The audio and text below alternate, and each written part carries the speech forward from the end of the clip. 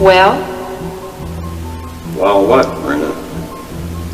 Where is she? Trying to freshen up, is she? Brenda! Courtney Marshall.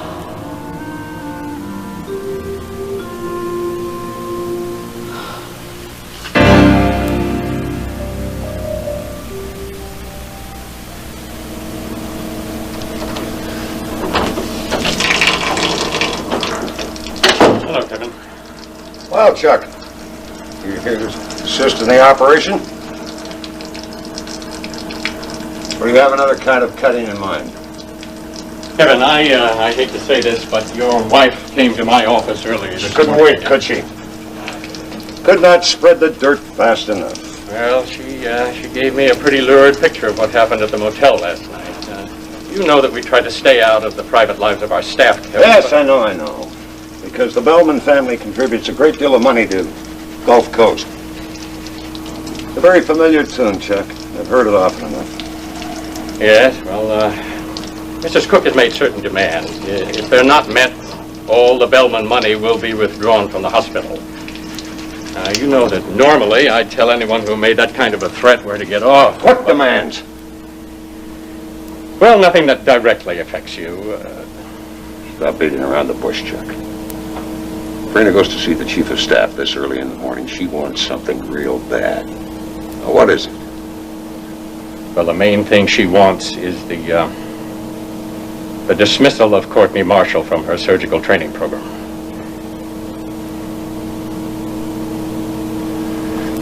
Kevin, you have to see that my hands are tied. I know exactly where your hands are, Chuck.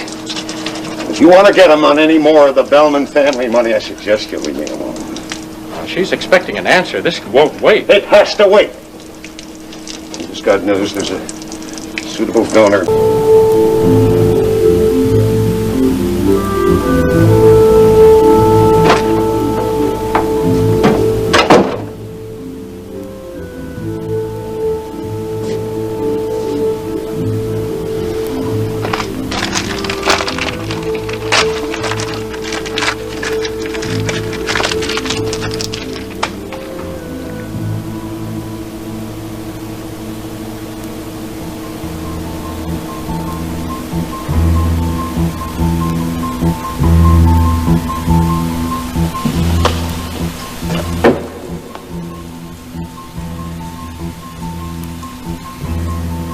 Well? Well, what, Brenda? Where is she? Trying to freshen up, is she? Brenda! Courtney Marshall.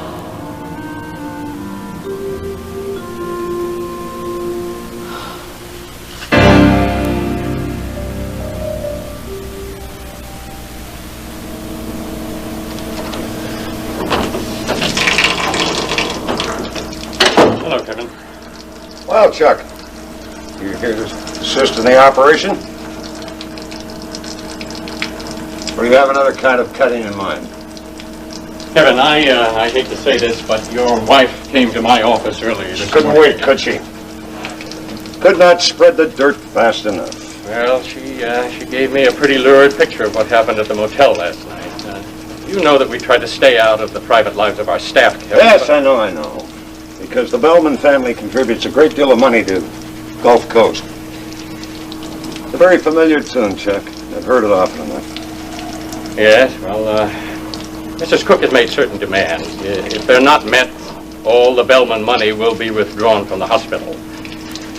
You know that normally I'd tell anyone who made that kind of a threat where to get off. What demands?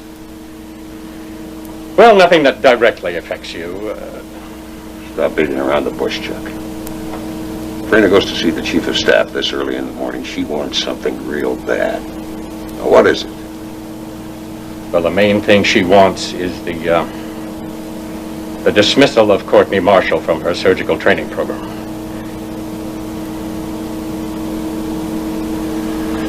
Kevin, you have to see that my hands are tied. I know exactly where your hands are, Chuck. If you want to get them on any more of the Bellman family money, I suggest you leave me alone. she's expecting an answer. This won't wait. It has to wait. I just got news there's a suitable donor died this morning in an automobile accident. I have to do transplant surgery on Stryker Bellman. The source of those funds. So Rena and everything else is just going to have to wait until after the operation. All right, Kevin. But I want to see you in my office at the earliest possible moment. You will.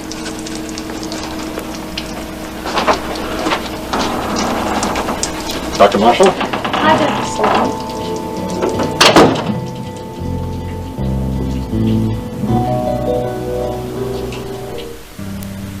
Dr. Hovis, 3-2.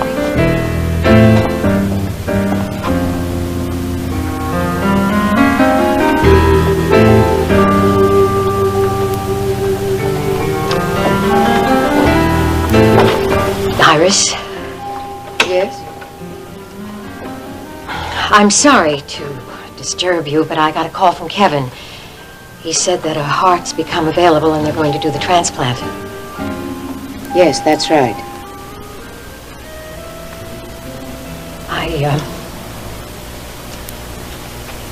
I only want to know if they've taken Stryker to surgery yet. I'd like to see him if they haven't.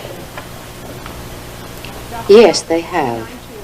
Dr. Melton, 392. Kevin was taking him into the operating room when I arrived. Rena called and asked me to come to be with her. Thank you. I guess maybe it's for the best. I'm sure Stryker wouldn't have wanted to see me anyway. Did Kevin say how long the operation would be? About 4 hours, I think. Then I'll wait.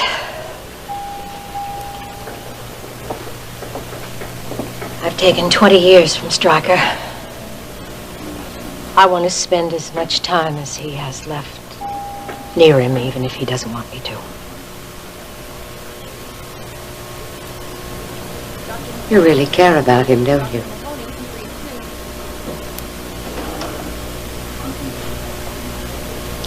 3-2. I only wish I could tell Stryker how very sorry I am that life went so wrong for us. Rena said that Stryker forgave you. I want you to know that. Yes, Rena told me, but thank you, Iris. That's very kind of you. No. It's only fair. Kindness has never been one of my outstanding traits. And I'm not facing eternity like Stryker. It isn't nearly so easy for me to forgive.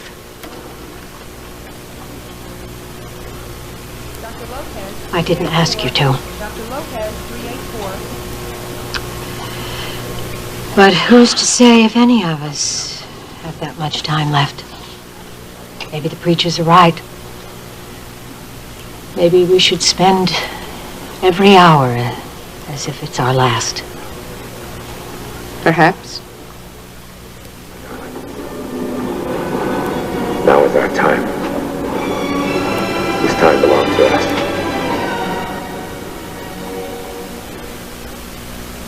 Dr. Pinner, 3-2. Yes. Dr. Pinner, Maybe they are right.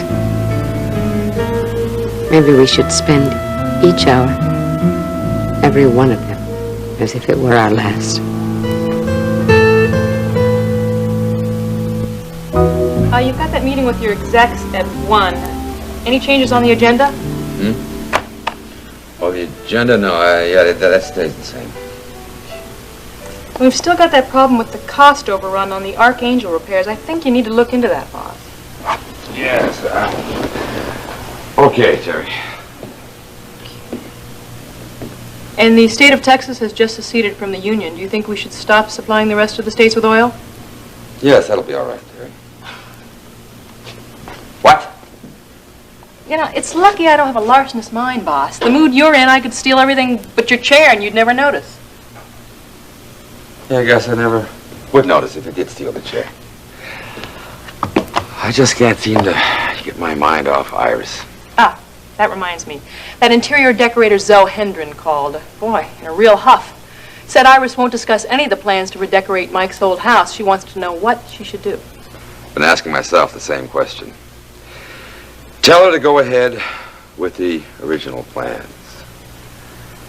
I'm going to get through to Iris if I have to force her to listen to me. Sooner or later, Iris is going to live in that house. That's the spirit, boss. Go get her. It's exactly what I intend to do, Terry.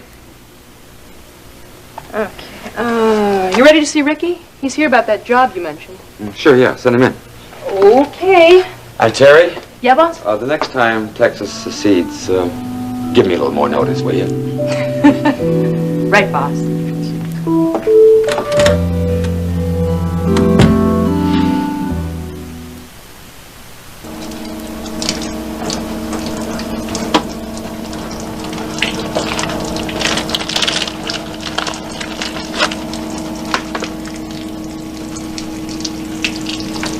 Kevin, what was Dr. Sloan doing in here? I've never seen the chief of staff outside of the boardroom before, or even out of his office. Nothing important, Gordon. I can't believe that. It's a staff problem. It has to be dealt with later. Put it out of your mind now. How... Kevin, about last night. We have to forget about last night now. How can I? Gordon. Our only responsibility is First Striker. We have a donor heart. We have to operate now. There's no second chance. I understand that, Kevin, but... Gordon, as long as we're in OR, we are surgeons assisting each other in a very delicate operation. Nothing more, nothing less. Yes, sir.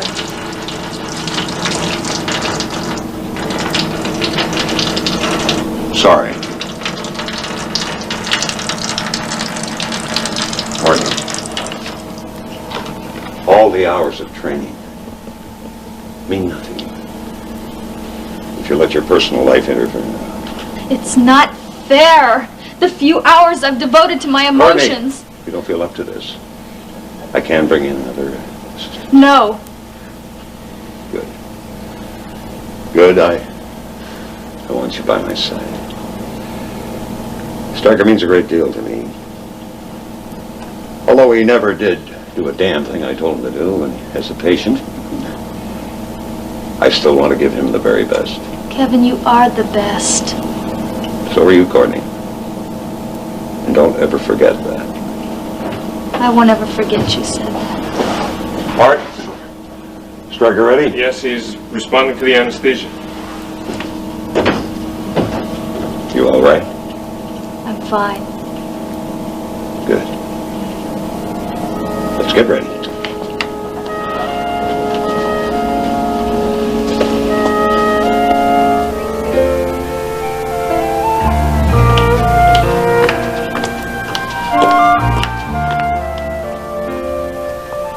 Has the surgery begun? Yes, honey, it just started. A little over 4 hours. We'll see if Daddy can get through what Vicky has done to him. Rena, please, can't you drop it even at a time like this? No, it's all I've got left. Everything else has been taken away from me. Rena, you know that isn't true. Oh, little thing like the truth never stopped Rena before. All right. All right. Now, we have to spend at least 4 hours together. I know it won't be easy, but we should try to make this as painless as we can. It'll be painful for a little longer than that. Bart told me it'll be weeks before we know whether the transplant takes. I didn't understand it all, but he said the new heart could be rejected. Daddy won't die. Rena, you have to be realistic. It's a very serious operation. Iris is right, Rena. And even though Kevin is doing his Don't best... talk to me about Kevin. I never want to hear his name again, not unless a lawyer is present. What are you talking about? Yes, what wild theory do you have about Kevin There's now? no theory this time. I caught him dead to rights. Dead to rights doing Yes, I what? guess he got a little careless, thinking that I would be so concerned about Stryker that I wouldn't care about what he was up to. Well, never in my wildest dreams did I ever think that he'd come up with a tramp like that. I was kind of thinking that he was sticking closer to home. I caught him and Courtney together last night. What are you going to do? You think I'm going to throw a fit, don't you, Mommy? Well, this time I'm going to act with all the cold precision of that cheating husband of mine. I'm going to let Kevin go. Thank you. But only for the time being, because Stryker needs him, but he doesn't need Courtney Marshall. So I'll make my first cut on her. Rena, for heaven's sake. I just wish I could be there when Kevin has to tell her that she's been cut loose of her little traineeship. No more cozy meetings in the schoolroom. Really, you'll wreck her career. Mm-hmm. You know this will get in the papers. It certainly will, honey. But nobody will notice it because they'll all be reading about the great and famous Dr. Kevin Cook, who plays around with their students' hearts when he isn't cutting up other patients. Everybody's going to know about Kevin and Courtney, just the way they know about you and Alex. Dr. Howard, 691. Dr. Howard, 691.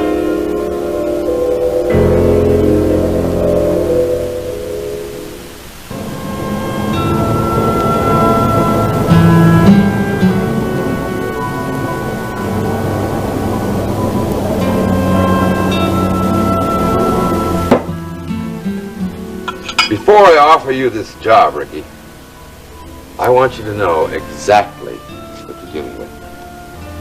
You heard Justin threaten me with Mike's rifle, right? Yeah, Terry told me, but I didn't get many details. And excuse me, Mr. Wheeler, but I sure don't understand why you're not dead. Oh, that's all right, Ricky. I've been asking myself that same question. I guess it's because Justin wasn't satisfied. Wasn't satisfied with what? I thought he wanted to see you dead. Well, it wasn't as cold-blooded as that, or else I wouldn't be sitting here. Yeah. He gave me a choice. I could beg for my life, in which case he might, or might not, spare me. Or I could go straight to hell. Yeah, but I can't believe that you would ask Justin Marshall for your life. But if you didn't... Why didn't he kill me? I think it's because I wouldn't crawl. I told him Mike never had, never would, and neither would I. He knocked me down physically, but he couldn't make my spirit crawl. So it was a standoff. Justin wouldn't kill you until you went down on your belly, and you wouldn't do that. But it still doesn't fit. Justin wouldn't let it go at that. No. It didn't stop there. Justin took an oath. He said, "You're not afraid. That's better than I expected of you, Wheeler." I don't want it this way. I'm not going to give you an easy way out. I won't kill you like this. I'll do worse. Instead of having your death, I'll have your life.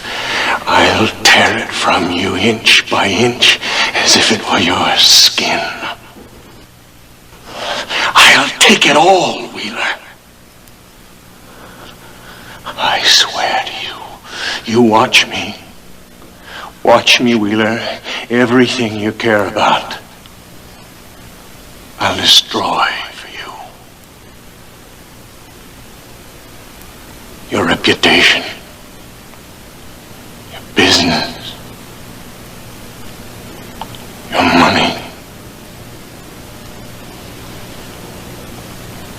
even Iris Carrington. But I won't let it happen, Ricky. I won't let it. Look, Mr. Wheeler, whatever Justin's done to you or threatened to do, he's still like family to me. I couldn't take a job that might end up hurting him. I'm sorry. But that's exactly why I asked Terry to bring you in here. Now, I don't want Justin hurt either. I can't afford it. My conscience is heavy enough already with Mike on it. I want someone standing between me and Justin to act as a buffer. Someone he won't hurt. You figure that's me? Now, I do know how close the Marshalls and Deckers are. Yeah, we're close, all right. Look, we may not be blood kin, but we might as well be. That's why I can't take the job. Look at it this way, Ricky.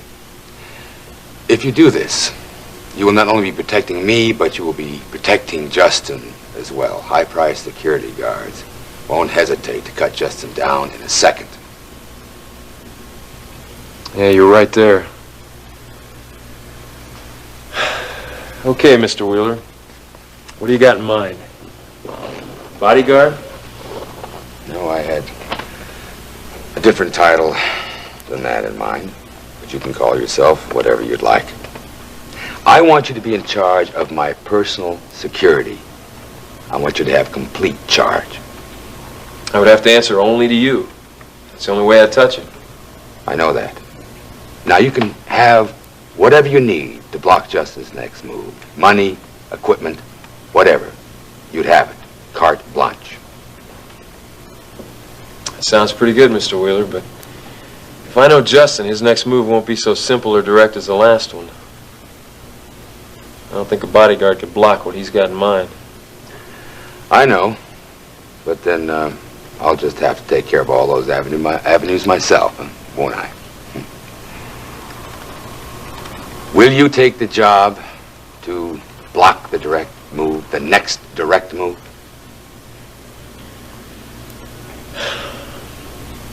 Okay, Mr. Wheeler, you got yourself a personal bodyguard. Good. I'll have Terry get you together with Sam Zimmerman. He's head of World Building Security. And you people will work closely together, and he'll have his men get in touch with you when it is anything, having to do with anything concerning me. Okay. Well, I better check out the security in the places where you normally spend most of your time. Let's see, what else is there besides this office and your suite? Well, there's my car. Well, then you got yourself a new chauffeur. Well, Jack won't like that. He wants a vacation, so I guess now he's got one. What else? Well, there's my yacht when I find time to go sailing, which isn't very often. But when I do, I sail on the Iris when I can. Iris? Named it after Iris Carrington. Wait a minute, wasn't that the lady that Justin swore that he was gonna take away from me? Yes. We met for the first time on that yacht in 1955. And she didn't set foot on its deck again until a few weeks before. And that's when we met again. But neither Justin nor anything else is going to keep us apart now. Nothing. Yes, sir, Mr. Wheeler, I didn't mean that. No, it's all right. I understand that. Well, since you're going to be my new chauffeur, why don't we just check out the car and go for a little drive, huh? Where to? Well, why don't we just find out where our destination is? Come on.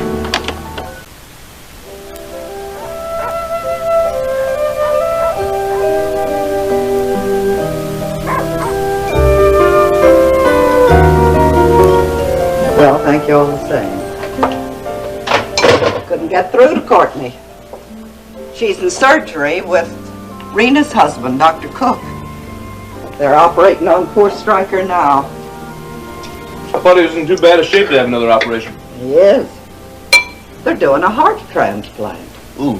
Doesn't that give you the shivers? Imagine taking one man's heart and putting it into another man's body. Like they're rebuilding a motor car. Well, the Lord never expected us to just lie down and die without fighting. Besides, that daughter of Stryker has a powerful lot of growing up to do. Maybe this is the Lord's way of helping her to do it however it comes out. Yeah, well, I think the Lord's got his hands full with that one. Yeah, I reckon you're right. He'll need all the help he can get. Maybe I ought to go into town and give him a hand with Rena. And Vicky, too. She's going to take it mighty hard if Stryker goes. Well, I'll drive in. Lena's been bothering me all week about going in to visit Ricky and Terry for the weekend. I had to say yes to get her off my back, but I'm not happy about it. I know you feel responsible, Max, but I think it's good for her to go in and see her brother and her sister. You Deckers need to stay close. Yeah, if it was just seeing Terry and Ricky, I'd have her in a minute. But, I think it's Houston that she's interested in seeing. Well, I thought she'd got the city out of her system. Yeah. Staying in there with Maggie this summer. Yeah, so did I. Lately she's been coming up with remarks like, school is boring, and all the boys out here are just a bunch of dumb country hicks. Yeah. I tell you, that girl's got a lot of learning to do, and they don't have a school to teach her what she wants to know. Well, 17's a restless age. I may be an old fogey, but I can remember that right enough. Even in the old days, growing up wasn't all that easy. You worry too much, Max. Maybe so. I worry every time Ricky gets in a car on a racetrack, and every time Elena goes out on a date. I tell you, Kate, I'm gonna be real glad when I get this two married off and get myself some relief. Yeah, I'd feel a lot easier about raising them up if I knew what I was doing. Well, that'll come, all in good time. Yeah. Remember, it isn't near as easy now as it used to be. No, it isn't.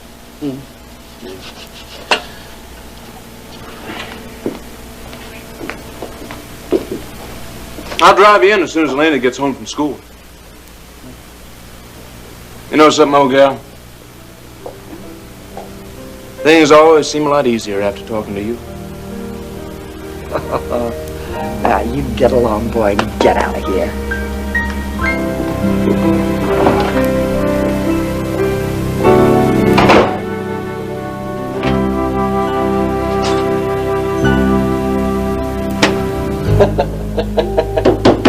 Woo! What a beauty. Look at this. Now this is glass. Foam, bar, booze. Probably close with hot women and cold booze. Cold beer too. Look at this.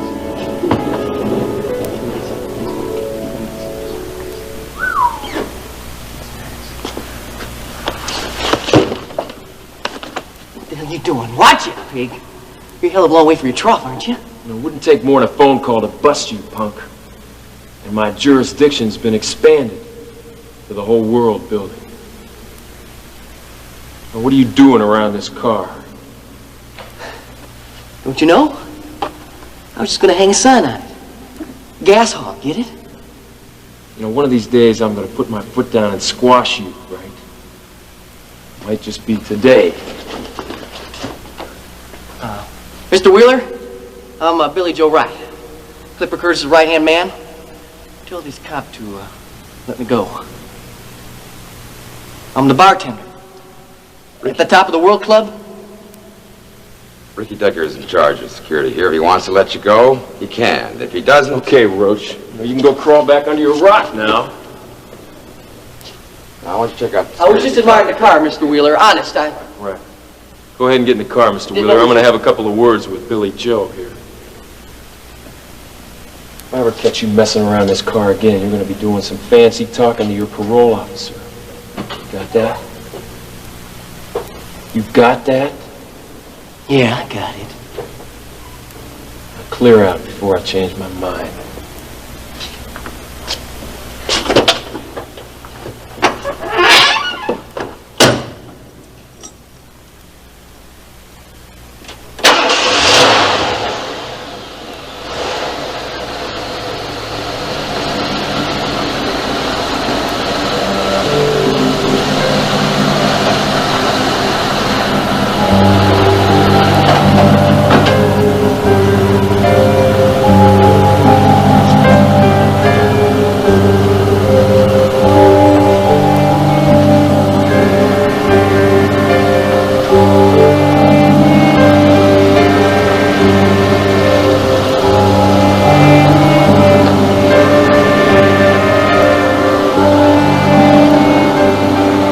Pretty high in the hog. Eat your pink. Your little sister ain't so picky. And Billy Joe's gonna have her right where he wants her. We're gonna be eating real soon.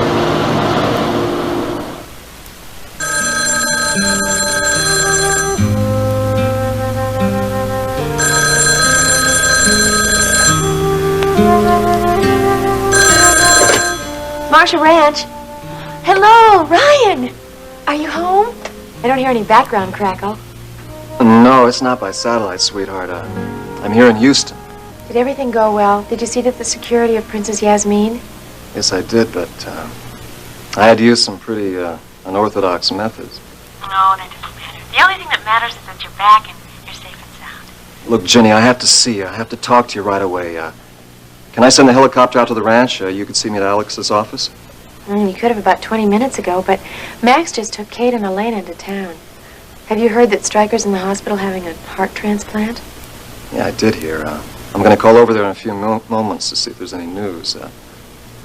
You can't come in by yourself. Ryan, I'd love to, but there's no one here to look after Steve. Can't you come out to the ranch? No, I can't. Not right now.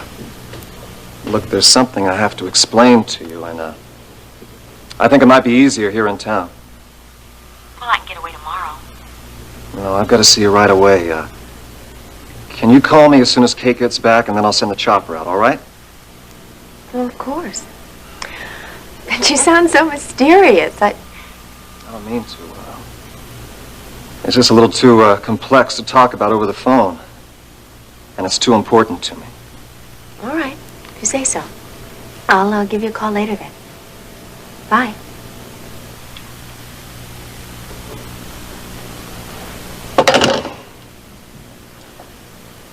I could be very jealous, you know. You get to America and the first thing you do is call another woman. That other woman, Yasmin, is Ginny Marshall. Now, look, I've told you how important she is to me. More important than your wife? Yasmin. Now, marriage was the only way I could keep the two of us from rotting in one of Hassein's jail cells. You know that. Please, don't make any more out of it than there is, all right? Look, I'm sorry we had to resort to marriage to get you out, but it was the only way. Ryan, I'm not sorry. It was just a method. Just a way of getting us both free. Now, that's all it was, and that's all it's going to be. Do you understand? Now, let me call Terry, and let's see if we can work out some living arrangements to make that clear. Terry, do you have a moment, please? Are you still with the princess? Uh-huh. I'll be right in.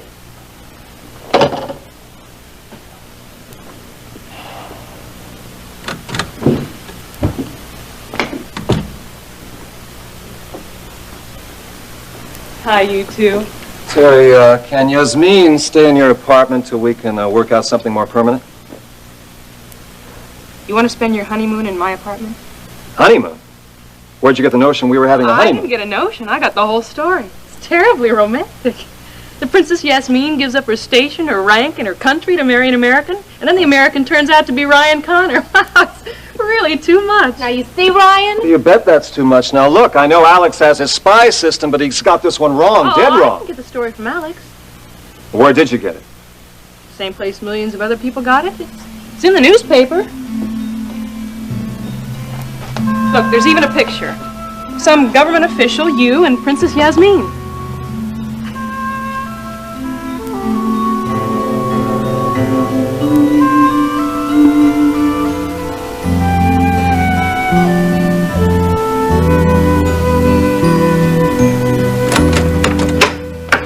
Here's the paper, Mom. The mail came too. What do you think's in the big envelope? Oh, I don't know, honey. Let's take a look. Yeah, let's.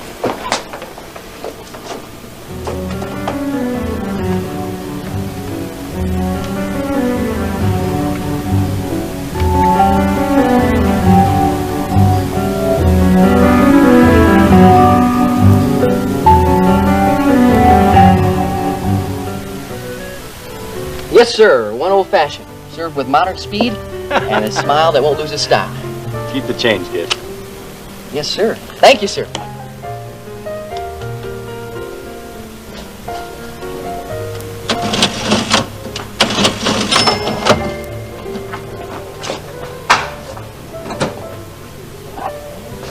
Hey, boss. Whatever it is, let it keep right. I've got to personally seat an ambassador and his wife. They should be coming in here any minute. This'll just take a second. Hey, you know I came in 2 hours early tonight? So, you want me to give you a medal? No, I just wanted you to know is all. And seeing how I put up with some pretty hairy times for you when you needed me. What is this, a State of the Union address? Get to the point, right? Sure, boss. I just need to get off a little early tonight. A friend of mine's coming to town. One I don't get to meet too often. I didn't ask for a 20-minute briefing, and the answer is no. This is Friday night, Junior. But this place is going to be piled high to the rafters. All I need is a bunch of sober customers wanting to know when their Cocoa van's going to be ready. Hell, boss, I didn't tell you what day of the week it was when you needed me, did I? And it ain't very often you find somebody as loyal as me. As loyal as I could be. All right, take my blood leech. What do I care? Thanks, boss. Just don't ask for any more favors for at least a year, huh? Sure. Boss, thanks. Okay, Elena, baby, just give me that call. Everything's all set. What a night this is gonna be.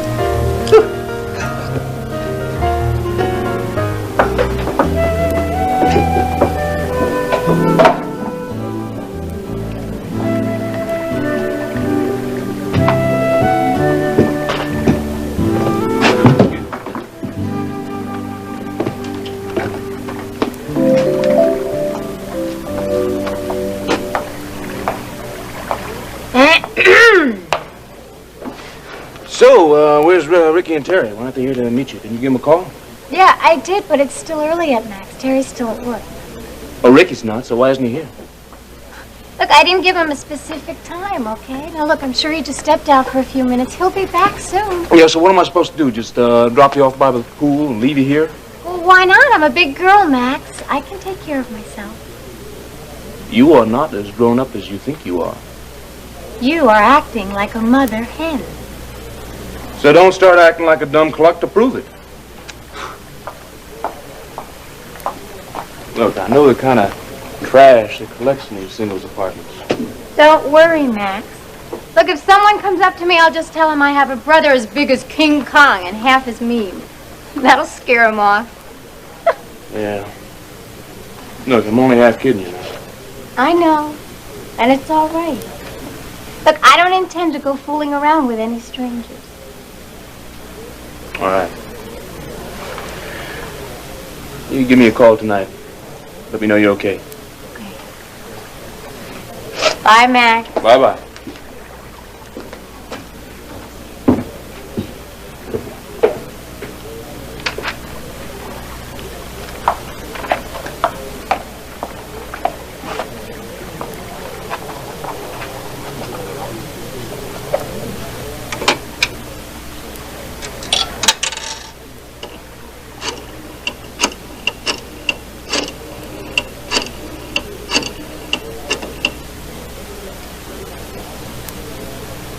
Hello, Top of the World Club.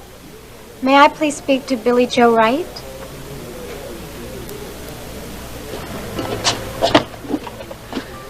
Billy Joe Wright here, speaking to you from the top of the world. Billy Joe, this is Elena. Hey, baby. It's a pleasure to hear your voice, you know that? I mean, it's a pleasure if you ain't still back in cow country. No. No, I'm here in town, at Terry's apartment. All right. Good girl.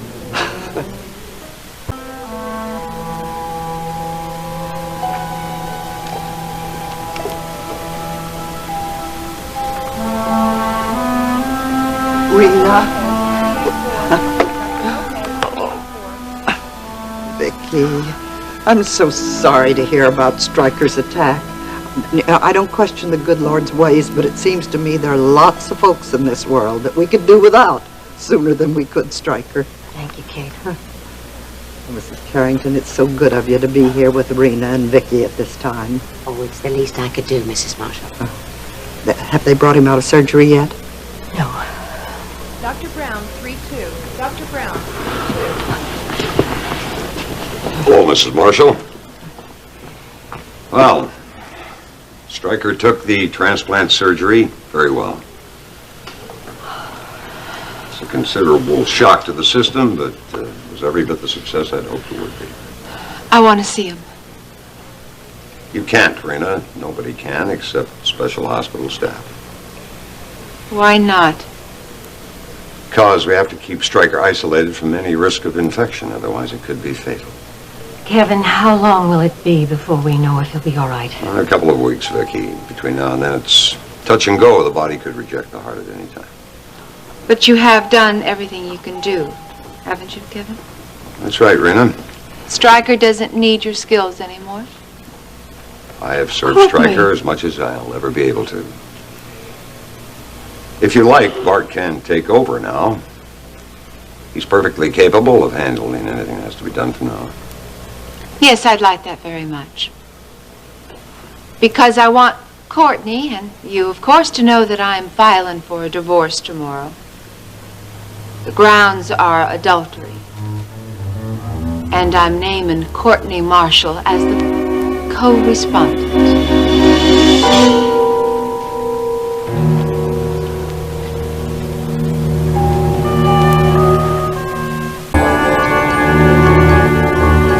Kevin, I want you and Courtney to know that I'm filing for a divorce tomorrow.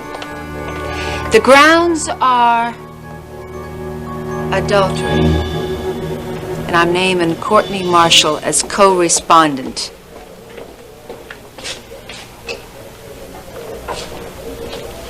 You Cook, you stop that kind of talk this instant. I'm ashamed of you. Still behaving like that headstrong little girl I knew all those years ago. You were as wild as a March hare then, and you haven't tamed since. I'm not the one who should be ashamed. I know what I am saying. Well, I don't like what you're saying. Do you know what you're doing, child? You're making a spectacle of yourself while your poor father is lying there so ill. Is that what's got you making these crazy accusations? You may not like it, Kate, but I have seen Kevin and Courtney together. Rena, if you're having trouble with Kevin, that's family business. Business to be discussed at home between the two of you. That's no reason for you to throw mud on my granddaughter. Grandma, please leave us alone. This isn't the place to discuss it. And what is that supposed to mean, Courtney? That there is something to discuss?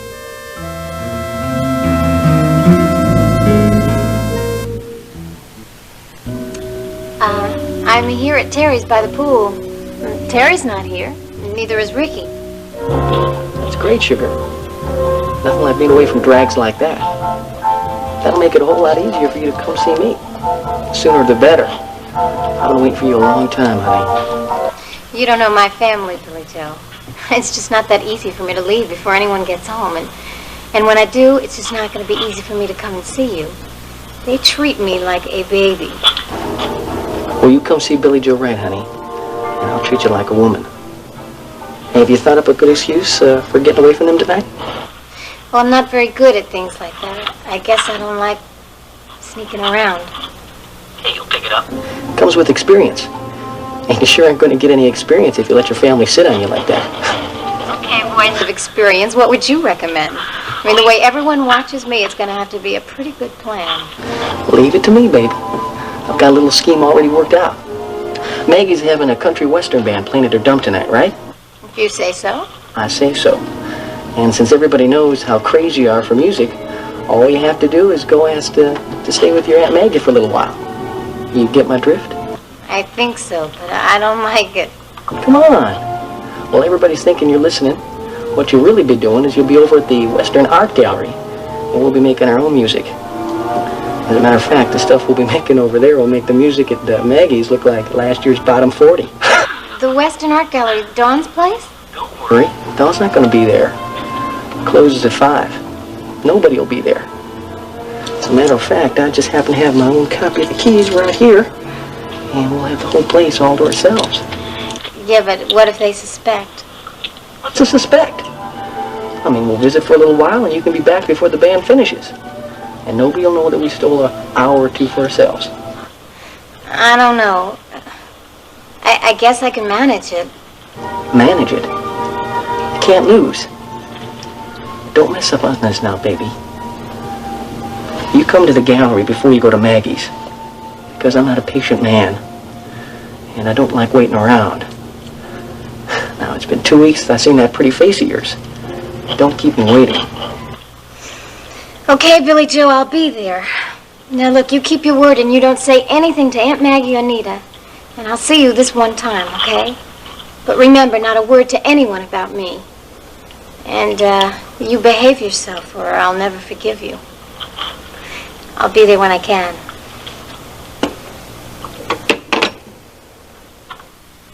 Yeah, I'll behave.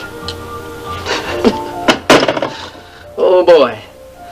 They all deliver for Billy Joe Rat, I'll tell you. And, baby, tonight's your night.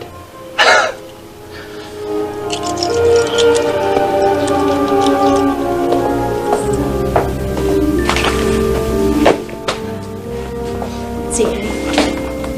Thank you. What's this one? Oh.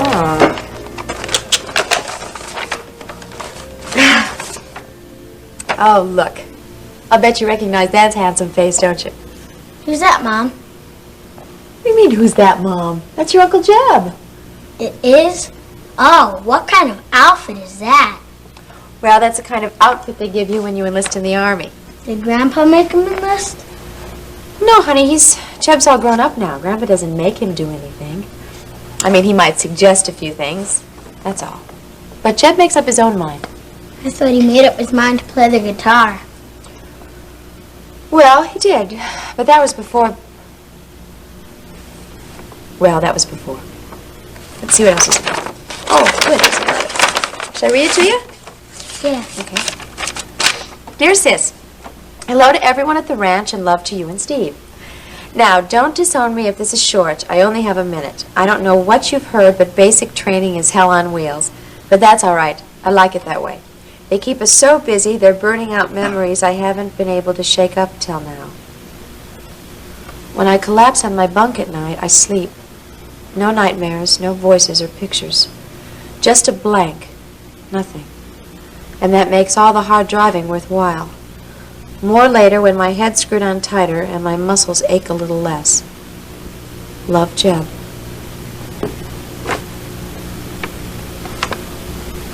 What do you think, Steve? Gee, Mom, it doesn't sound like you liked it very much. I don't think I want to go in the Army when I grow older. No, I think you're right. He doesn't sound very happy. But maybe... I think I'm going to give your grandfather a call. I want to read this to him. Is it okay if I look at the bunnies? Sure.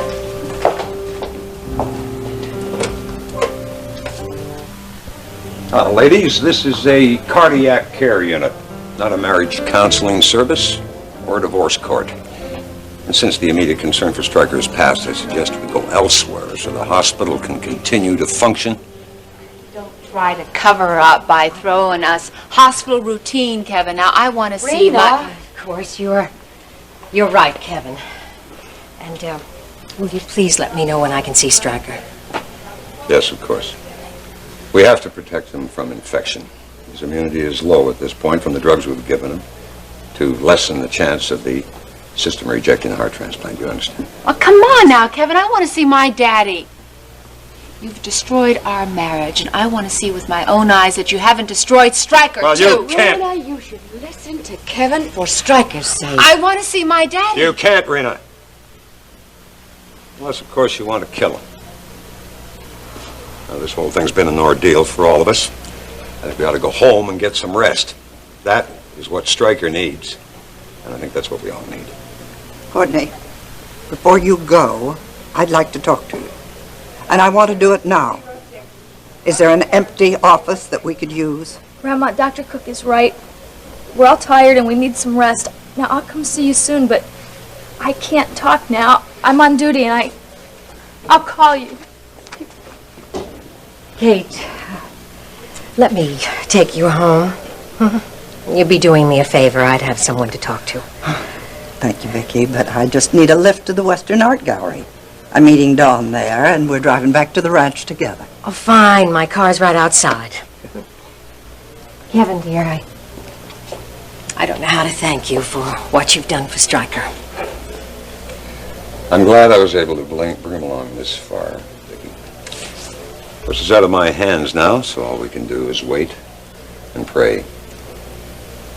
Why don't you go on and drive Mrs. Marshall to the gallery? They'll keep a good eye on Stryker. If there's any change, I'm sure they'll call you. Now, Rena. You won't get rid of me as easily as you got rid of the others. I told you last night when I caught you with that simpering hussy of yours that I was going to expose you for what you are. Will you excuse me and play Iris? You won't even stay and defend yourself. Are you going after her now? Rena, oh, Rena, I can't stand to see you so Oh, upset. Honey, you just can't imagine. I mean, it started out like a bad dream and now it's a full-blown nightmare. I don't know what you're talking about. I wanted to stay here at the hospital last night because I wanted to keep a watch on Stryker. I was tired, but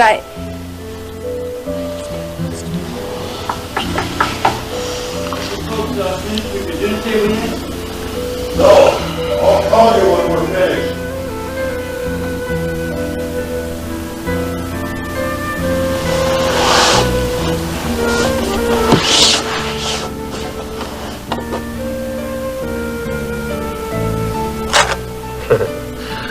You don't have to eavesdrop. I'll say all the outrageous things you want to hear. Shh, I'm sure of it. Sure of what? I heard Kevin's voices in the room next door. Oh, honey. Come on, sit down.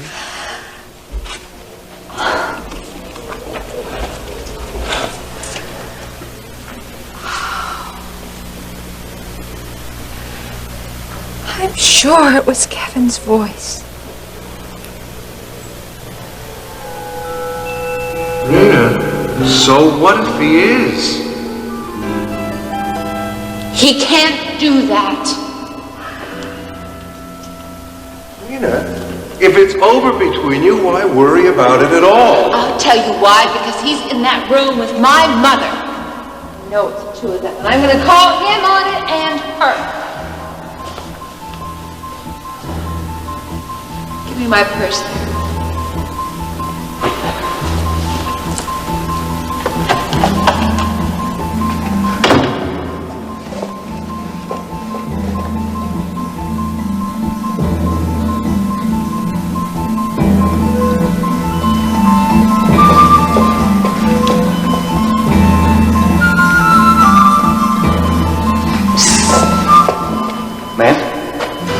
How much to open that door in that room down there? Look, $20, huh? That should be enough. Open it. I can't. Oh, come on. Take it all. Take it all. Open that door. Open it. Why not?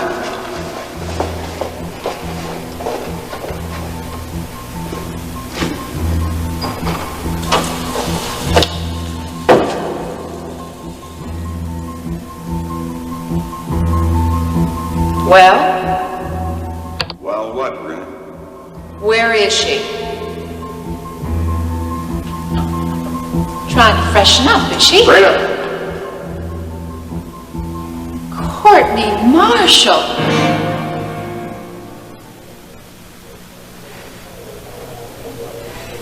That cut the cord, honey. It's over between me and Kevin now. I will never, ever forgive him for what he did. How he humiliated me. I'm gonna get a divorce.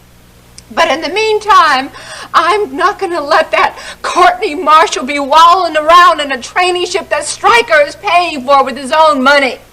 I've already told the chief of staff that I want her dismissed. Otherwise, that hospital is not going to see a red cent more from Stryker or from me. Rena, have you forgotten that Courtney is my sister?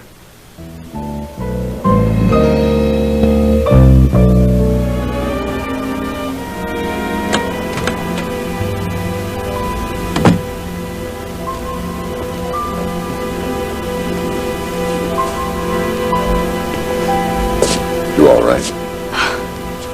Perfectly. I'm sorry it all had to come out this way. Well, I guess after last night I should have known Rena would be in hot pursuit. Looks like I'm next in line for the treatment she's always reserved for her mother. Well, I won't let that happen, Courtney. Oh, is there anything you can do to stop it, short of breaking her neck or kissing and making up with her? You don't have to protect me, Kevin. I'm willing to fight for you. I wonder if you realize what that means. I love you, Courtney.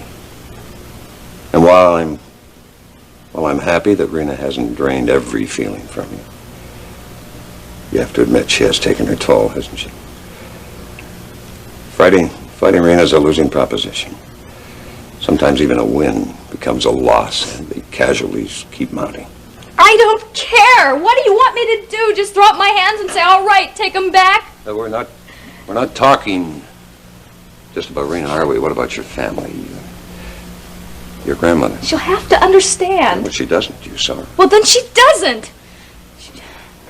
She'll just have to be displeased, that's all. I won't apologize, not to her or anyone else.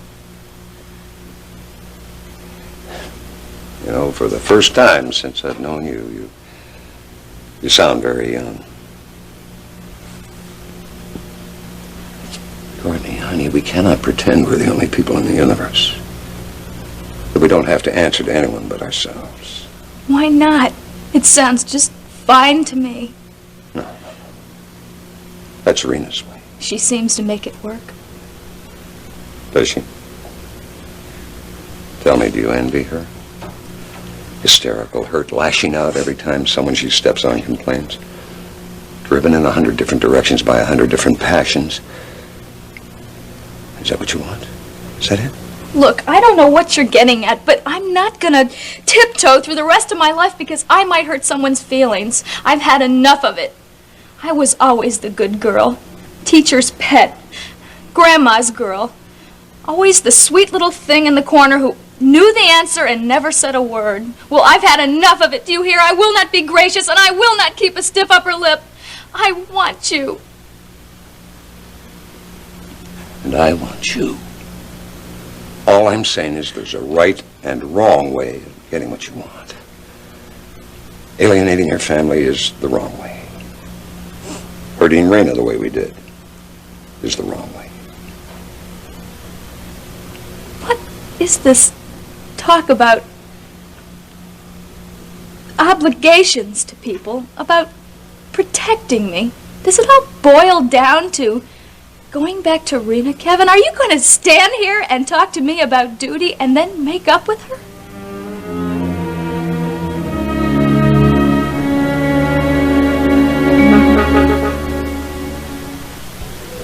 Justin, I know that Courtney is a Marshall and your sister, but that's not going to stop me. I mean, I wouldn't let her get away with it if she was my own sister. So you better believe me, I'm gonna punish her for what she's done to my marriage. Rena, you know your marriage is finished. It was limping like a three-legged dog before last night. What's the use? All right, it was hurt. Maybe it wasn't even worth saving. But nobody's gonna take anything away from me and walk away whistling. You hear?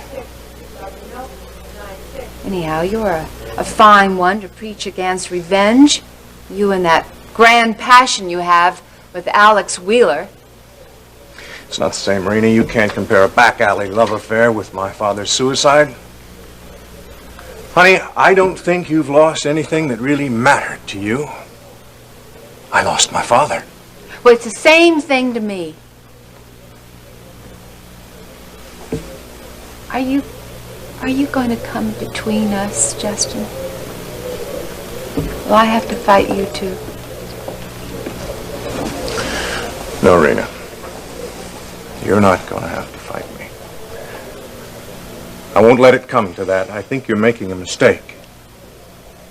But Courtney's grown now. She's chosen her own life. If she's old enough to shame you the way she did, she is old enough to take the consequences.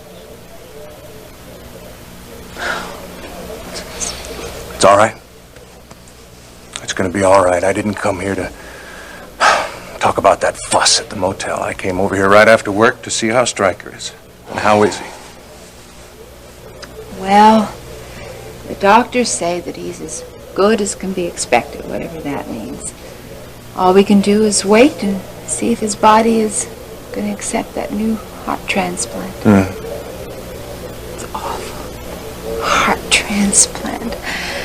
I hate to think of my poor daddy with some stranger's heart in his chest, you know? Rena, if it saves Stryker's life, it's a miracle to be thankful for. Can I see him?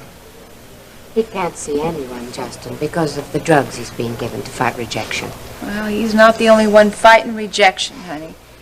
I feel like I've been thrown around like a ball of some sort. I mean, first it's Vicky and Alex, and then it's Stryker's attack, and now Kevin and Courtney. You're all right. You're very pale. I am exhausted.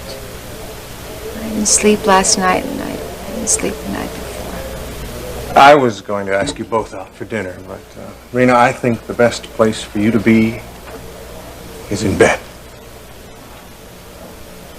Iris, will you join me for dinner? Well, wouldn't you feel better if I came home with you? Rena will be fine. She'll be asleep before her head hits the pillow, won't you, Rena? I'll just be fine. Have a nice dinner. Rena, are you sure? She'll be fine, Iris. There is surgical steel beneath that velvet.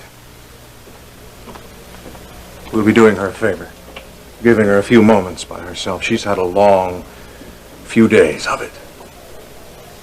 I suppose you're right. Oh, sure I'm right.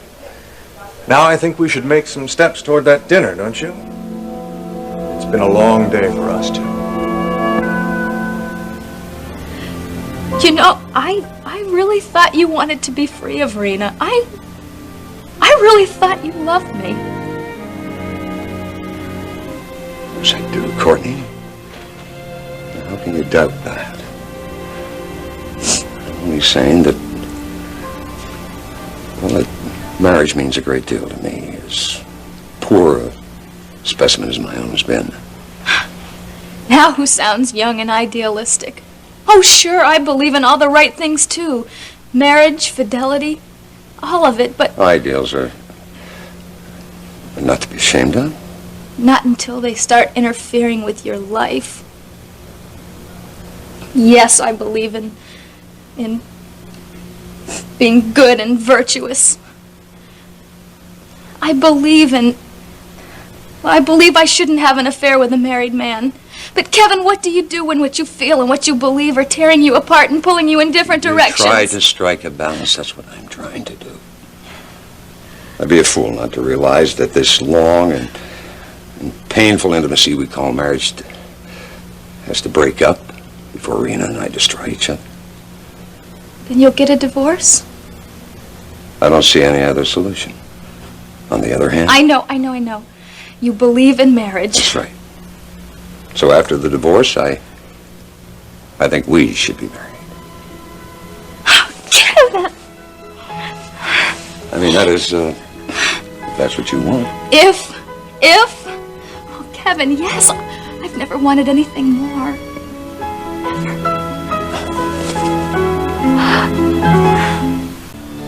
More later, when my head's screwed on tighter and my muscles ache a little less, love, Jeb. Dad, you see what I mean? He sounds almost desperate.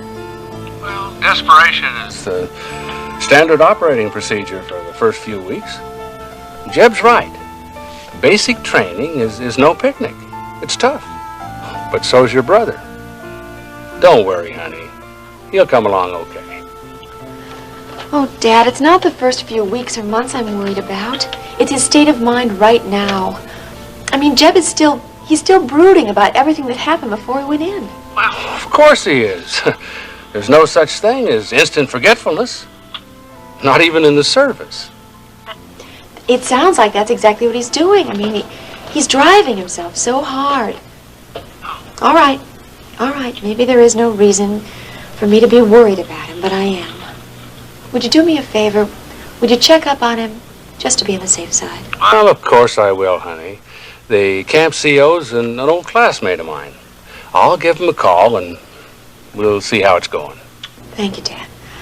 You know, this is such a drastic change for Jeb. Well, that it is. From rock music to the regular army.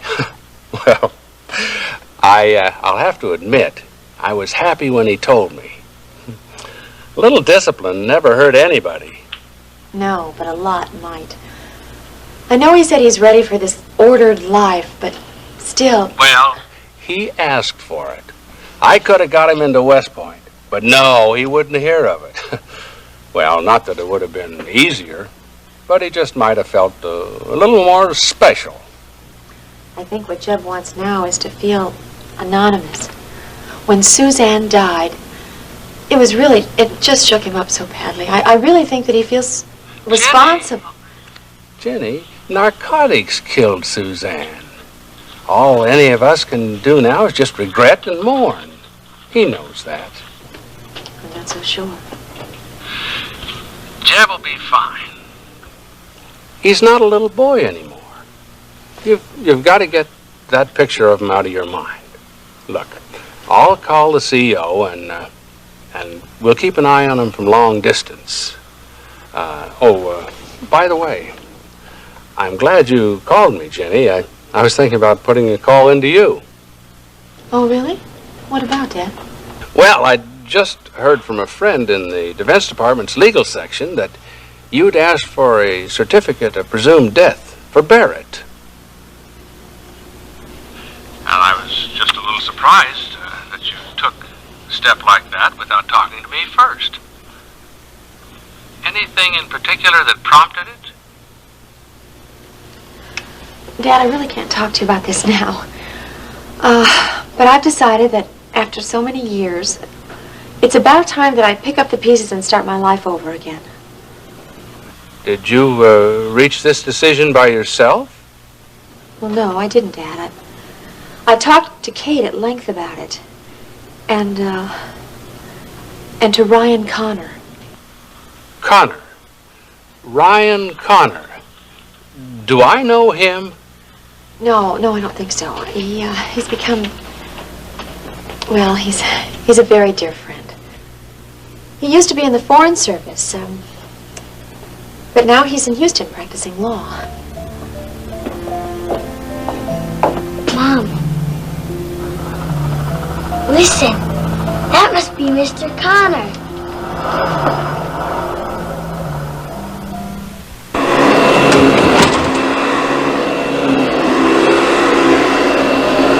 Hello, Beth. Oh, hi, Mrs. Cook.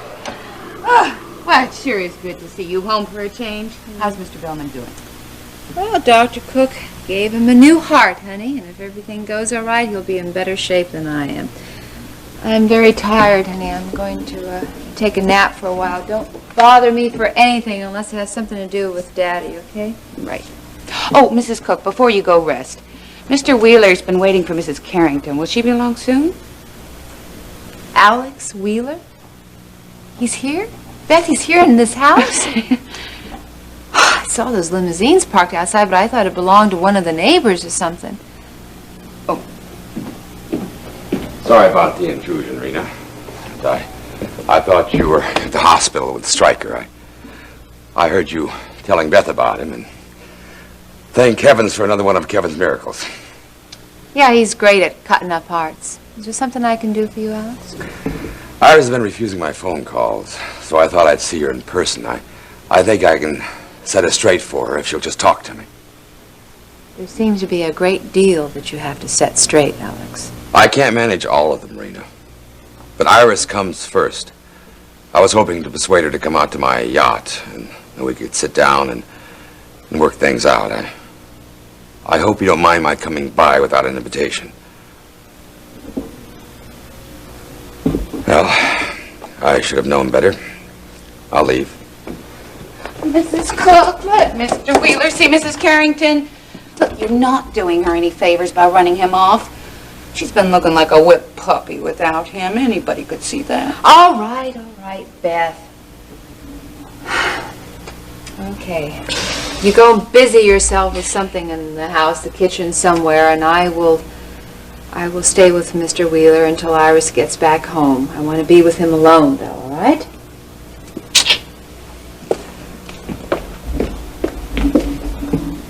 Thank you for letting me stay, Rena. Do you have any idea when Iris will be home? It's pretty hard to say. There's no predicting Iris. Tonight she had dinner with Justin Marshall. Can I freshen up your drink or anything? No? Okay. Then I'll be leaving, and Bruce will be here to take over, so you two have a good night, okay? Okie dokie.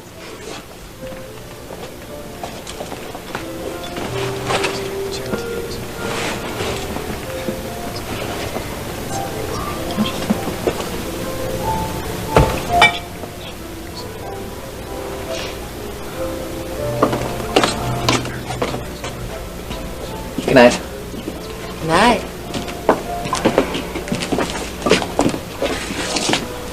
Justin, I don't find dining at the Top of the World Club comfortable. I wish we'd gone someplace else.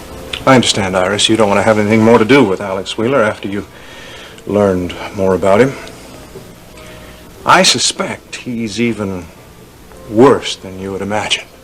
So far, I don't have any proof, but I have hopes.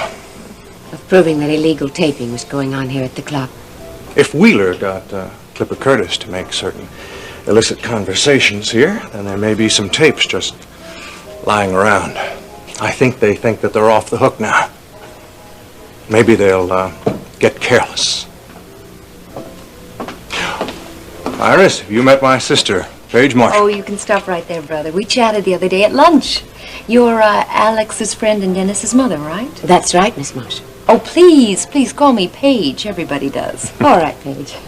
Why don't we take this table right here? I have a few minutes, and I'd like to get to know you better. Fine. Thank you. Mm-hmm. Here we are. This'll... All I ever seem to find under these tables is gum. Don't mind my brother, Iris. He has some strange habits. Sometimes I think he was around gasoline fumes too long when he was racing. Well, Iris, how are Alex and Dennis doing? Dennis is out of town, in New York for a few days. Oh. And as for Alex, I haven't the slightest idea. We haven't been keeping in close communication.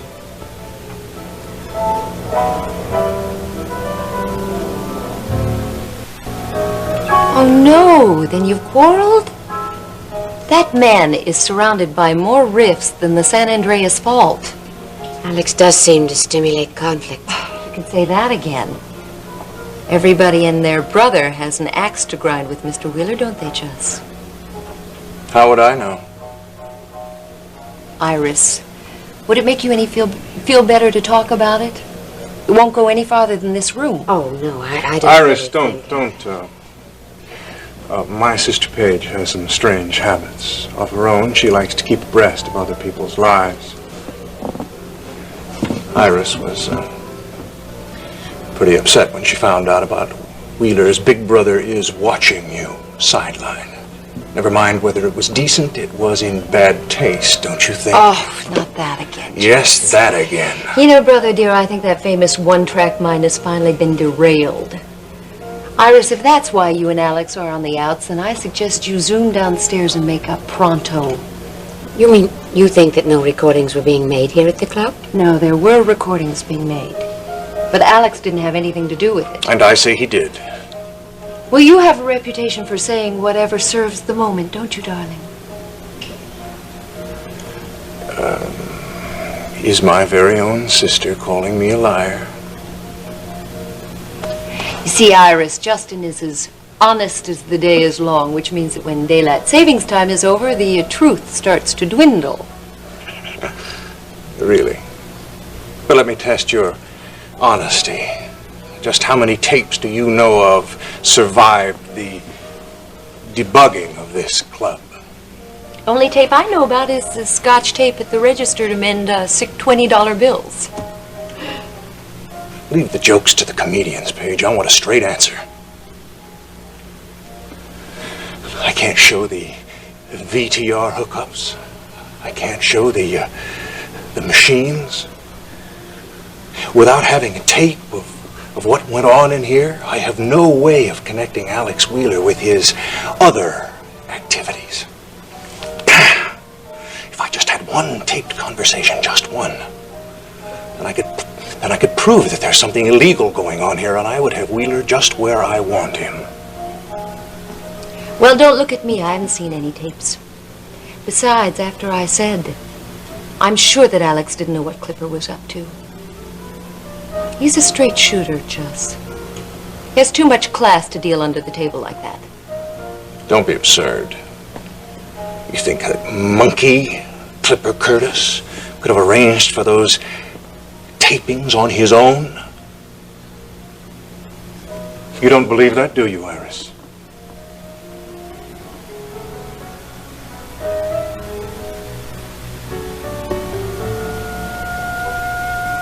Iris is with Justin Marshall? I can't imagine. Why would she be having supper with him? Is she so angry with me that she wants to cultivate the man who wants to destroy me? Wrong question, Alex. Try again. Don't play games with me, Rena. This isn't one I'm very good at. All right, Mr. Top of the World, here's the right question. Why is Justin with Iris?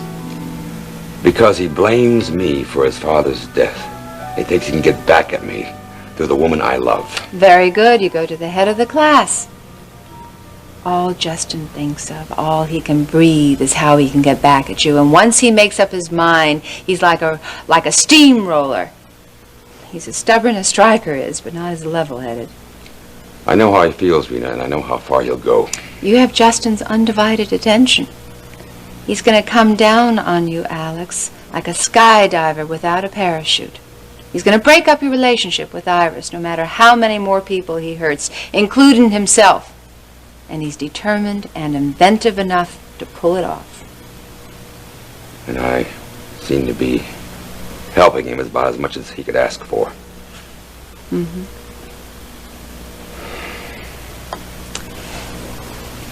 Maybe, just maybe, if you play your cards right, your luck will change for the better. What does that mean? Alex, some people call me a selfish woman, and I suppose in a way I am. But I am tired of Justin going after Iris like some kind of a bird dog. Justin putting her before me no matter what his motives are. Even though Stryker and I owe you a couple. I'd be happy to see Justin drop his crazy schemes against you. I never meant to hurt Stryker. You know that, and even if you don't believe it, I care deeply for Vicky, and I care deeply for Stryker. But these things happen to people. You should know that. People love, and people hate, and then others get mixed up in between. I think I smell a deal coming my way. All right, Alex, if you have a plan where you can make it up to Iris and get Justin out of her way, you go do it with my blessings, whatever that's worth. I think your blessings will do me a lot of good. I came over here to your home more with desperation than inspiration. But you've triggered an idea for me. Now, if you cooperate, You mean that I'll get to see Alex Wheeler, the super dealer par excellence, at work?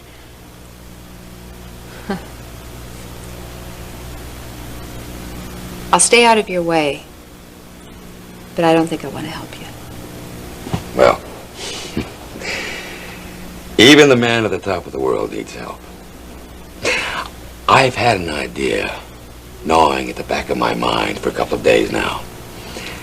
And now I think it's chewed its way right up front. It's not really a plan that would, well, let's call it a crazy gamble. All right? I want you to help me, Rena. Would you make it a truce so that I can get Iris back from Justin and back with me? Maybe I would. You hurt my daddy. But I blame Vicky for that more than I blame you. And I sure don't want Justin taking advantage of Iris anymore.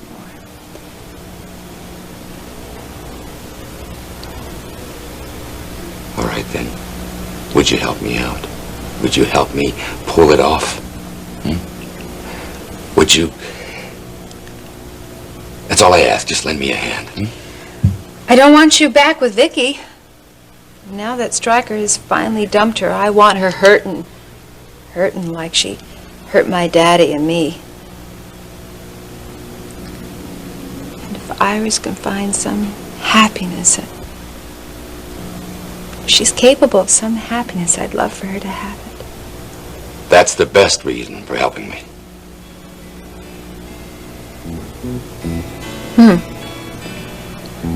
Looks like the odds are with the man at the top of the world. Well, Alex, old friend of the family, just what is your plan? Rena, this idea is just crazy enough to work.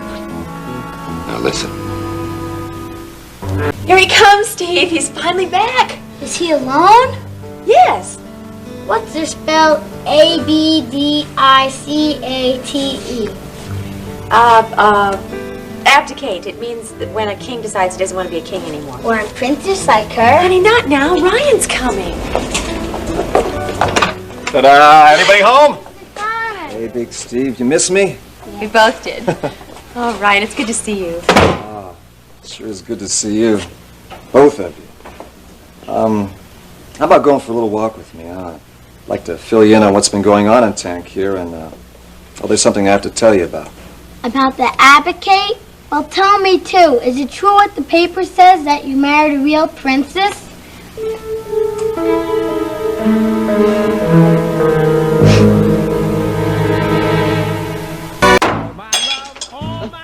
You don't know what you've been missing, oh boy.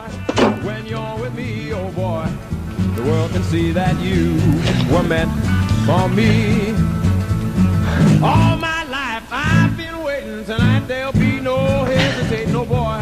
When you're with me, oh boy, Wait, she's fine. the world can see that you were meant for me. Stars appear and the shadows falling. You can hear my heart calling.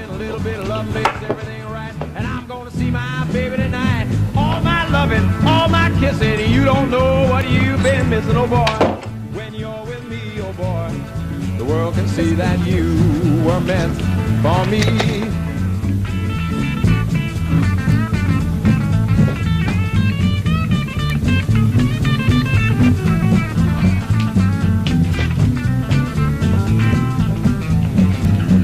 All my loving, all my kissing, you don't know what you've been missing, oh boy. When you're with me, oh boy, the world can see that you were meant for me. That you were meant for me. Is someone here?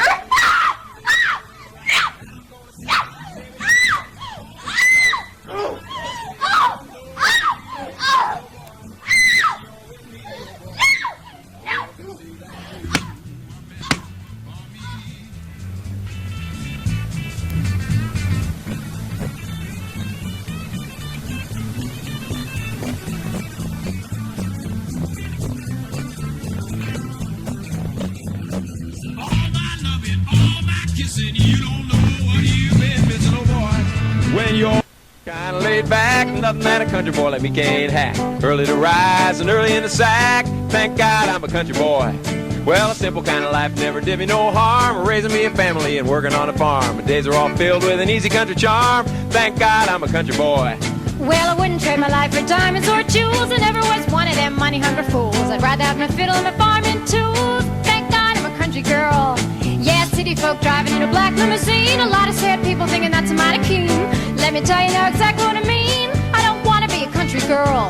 Well, I got me a fine life, I got my old fiddle. When the sun's coming up and the cake's on the griddle, and life ain't nothing but a funny, funny riddle. Thank God I'm a country boy.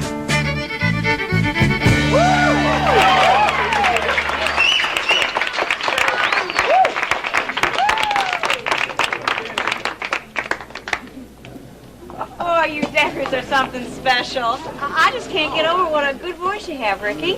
Well, thank you, Nita. Ricky's got a lot of hidden talents, like pushing people into things they don't really want to do. Now, wait a minute. I thought you liked to sing. And how come you were making fun of the lyrics? I wasn't making fun of the lyrics. Well, the lyrics go, thank God I'm a country boy. So how come you saying you didn't want to be a country girl? Well, maybe I don't. Oh, Lenny, you shouldn't say that. Sometimes I wish I was back in the country.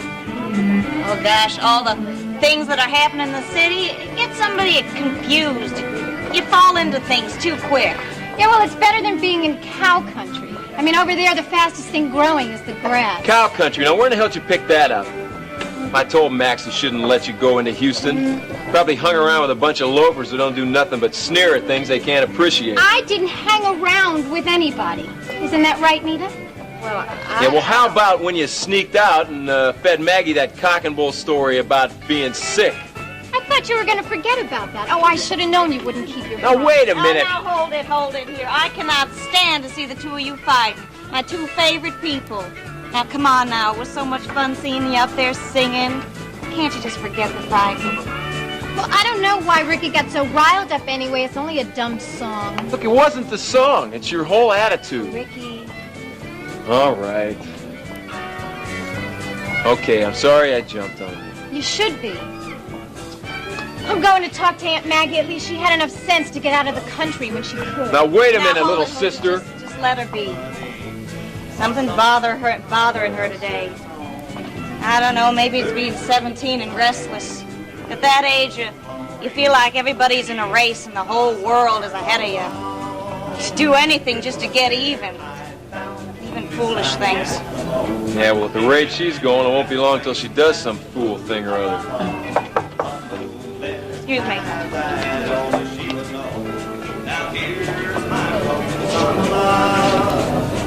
Hey, Ricky, does she have a boyfriend? Nobody's steady. She thinks she's too good for those country hicks. There's some good old boys out there. Yeah, well, maybe you're lucky. Girls looking for trouble, they find it with boys. Like you did? I didn't get hurt bad. I'm still around. Yeah, maybe next time you'll break your jaw. No, he won't. Because he promised he wasn't going to hit me anymore. And you believed him. Ricky, look, when Billy Joe and I got married, I promised that I'd stand by him through good times and through bad times. Well, I guess this was just one of those bad times. But you can't break a promise just because things get a little rough. A little rough? Nita, I've seen people kicked by horses that weren't any worse. Ricky, I just don't want to talk about this. Nita, all right. But there's a couple of things I gotta know. Has Billy Joe hit you since I had that little talk with him? Oh, I was so afraid of what he was Look, going to do. just tell me, has he even threatened you? Billy Joe's been trying real hard. I've been kind of cool to him, but he has been as good as gold. Honest. Lena! Come on, Lena, wake up. Not again, come on. Didn't mean to hit you that hard. I mean, you were running away again. Hell, you can only pull that once on Billy Joe. Like your imitation love. Come on. I mean, heck, you just shouldn't have run away from me like that. Hey, what? Now don't give me the salad treatment, huh? I get enough from Nita. What? Come on, honey, will you wake up? I mean, we can't have no fun like this.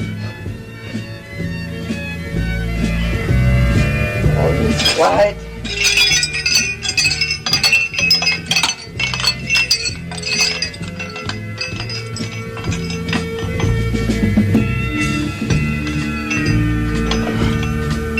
Lord. Oh, how the hell?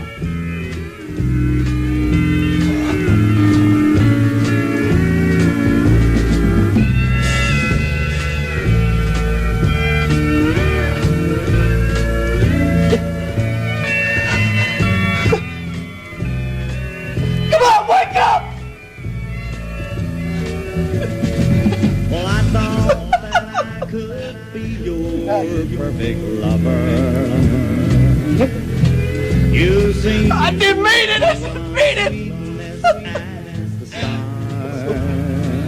but like a big red rose that's made of hate. The finger!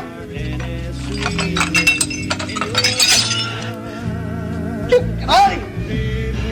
Gotta get him a clip her a cup of coffee. Got to. Ollie! Yeah! Women! Are in trouble.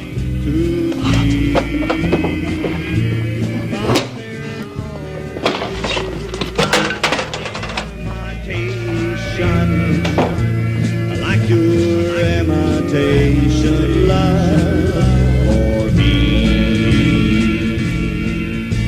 Like your imitation love for me. Nita, I don't know why you stand up for that guy. You're so sensitive. You should never be touched by somebody who doesn't love you. Oh, Ricky, Billy Joe loves me. Does he? I wouldn't slap you, not if you were my woman. It's a face a man should be proud to wake up next to. I'm a married woman. It doesn't mean you have to stay one. You know there's such a thing as divorce. Look, there isn't a judge in Texas who wouldn't give you one. Not if you told him what Billy Joe's Ricky, I done. can't listen to this. Though it hurts to see you. Ricky, I care about you very much. But you care more about a guy who beat you up? Well, I have to. Billy Joe and I were just kids. Oh, I loved him so much. We never met a sweeter, kinder man when he wanted to be. But you don't love him now. I didn't say that. It's just not as easy as it was. I made some promises. To a and I different got- man, not to a wife beater. Oh, Ricky, you just don't understand.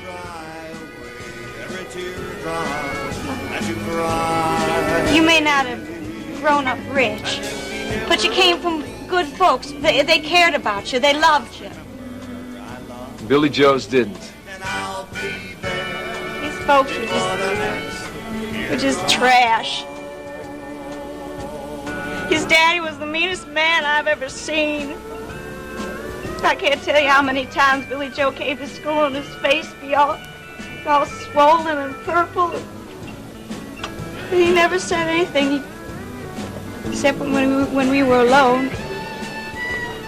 Look, I'm sorry that he had it so rough, but that doesn't give him call to take it out on you. Oh, yes, it does. It changes everything. I'm the only one who has ever loved him. So when he thought he'd just explode if he had to stay in that house any longer, we ran off and we got married. Yeah, so now the exploding he does shows up on your face. Well, maybe that's right. He just gets so built up inside he doesn't know what to do. And the only way he knows how to get it out is by hitting someone. You? Well, it's only been a few times, and only when he's been drinking. Ricky, if you knew how his daddy treated his poor mama, you'd know it's good between us. You'd know it's better. Nita, Ricky,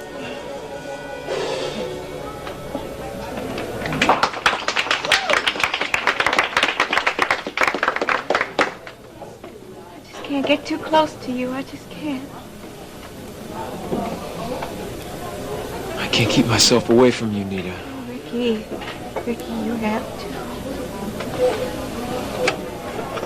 As long as Billy Joe keeps trying, I gotta stick with him.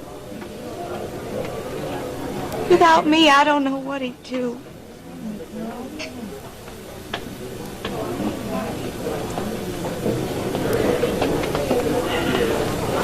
Well, I better get back to work or Maggie'll fire me.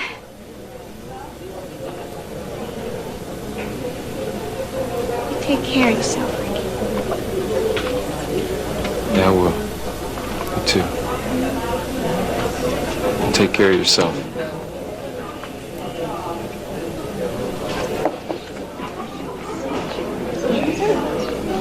Hey, you want something?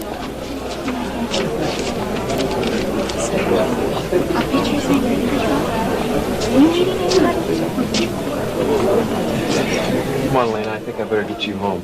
Yes, big brother. Were you two on the outs? No, Lena's just feeling like a hayseed, that's all. How much do we owe you, Maggie? Well, nothing. You mean nothing? We had all that in food, and not to mention the beer. Which I didn't get any of.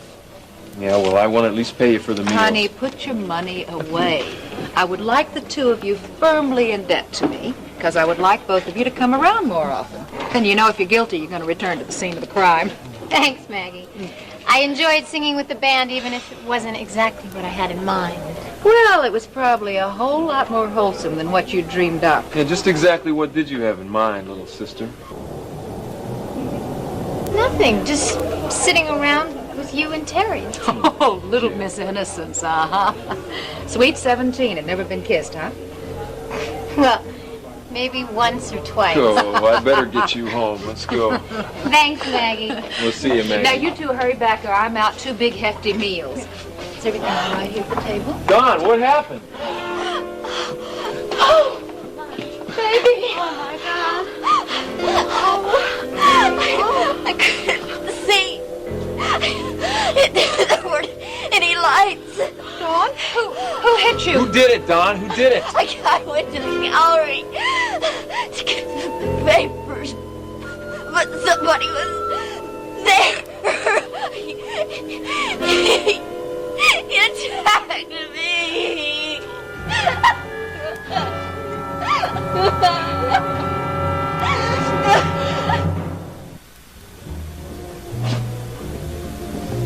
Well, it looks like things are really hopping here tonight. 2 white wines, please. I hope my dropping Alex's name means we don't have to wait too long for a table. I don't really mind this kind of waiting. Of course, when you were in Tangier and I didn't know what was going on, I'm so glad you're home, Ryan. Yeah, me too. I just wish I could have reached the man who assassinated Sheikh Zaidi. You're not going back? No, don't worry. I wouldn't get past the airport. The scene knows I'm on to him. Now, maybe I can harass him through my contacts here at State. Oh, Oh, and maybe I can lean on him a little harder from right here. Why did you do that? It's an old Army trick. You stick your helmet up in the air to draw fire, if there's any there. This might be interesting.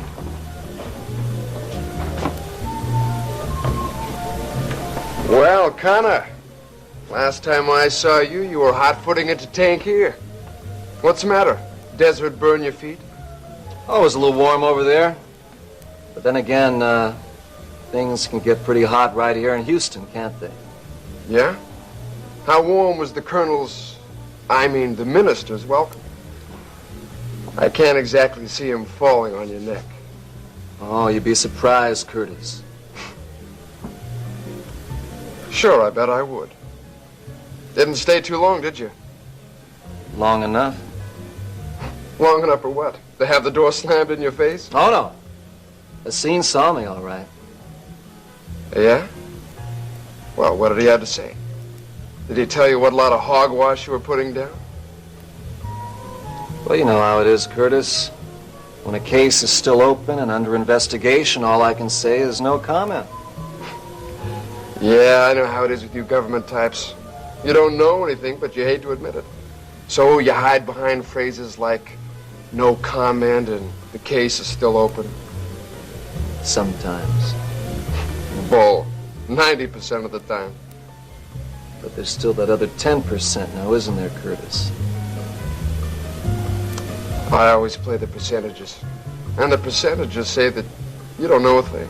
Not that there's anything to know. You know, for a man with nothing to hide, you seem a little anxious. Me? Nah. I'm just worried about a rumor spreading. It could be a little hard on business, you know? Yeah, sure, business. I tell you what. Just to show that there's no hard feelings, I'll get Alfredo to put your name at the head of the list. I wouldn't want such a lovely young lady waiting. One of the princess's chambermaids, Connor?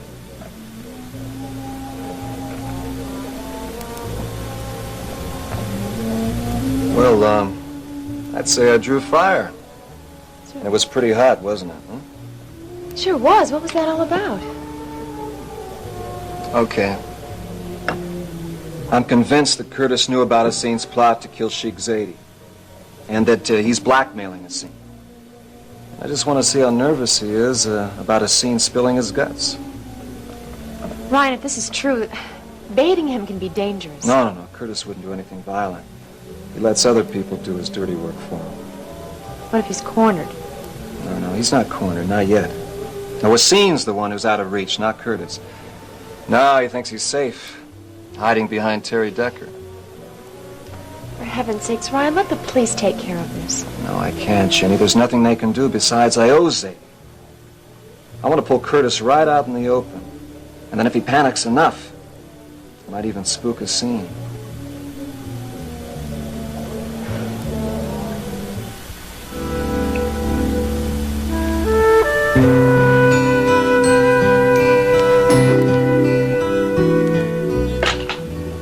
Was Steve right? Was Ginny real mad when she went off? You better believe it. Huh. She cares a lot for Connor. It came as one heck of a shock when he married some other woman, no matter what the reason was. Yeah. Well, still, she flew off to Houston with him. Yeah, well, I told her she ought to give him a chance to explain. You said that? After you've been waiting for her all these years? What else was I supposed to do, Kate? Everything Jenny said, Ryan did the right thing. Saved that girl's life by getting her out of the country the only way he could. I couldn't very well badmouth him then, could I? Well, most men would. Yeah, well, I wasn't raised to do any backstabbing. Tom Decker didn't bring his boys up that way. But nowadays, most young folks don't act the way they was brought up. Especially in the city. Yeah, you're right there. But when folks go against the way they were raised, it always catches up with them sooner or later. I reckon we're happiest with what we've grown up with. Now you're talking about Ginny. Yeah, well, who knows? Maybe she'll decide that old Texas ways are the best after all, huh? Just have to see how things turn out with her and Connor. I've waited this long. I can wait some more. Isn't he clear? The table is ready, Mr. Connor.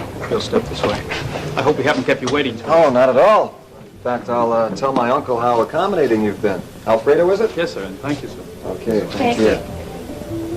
Jeff, you get their drinks, please.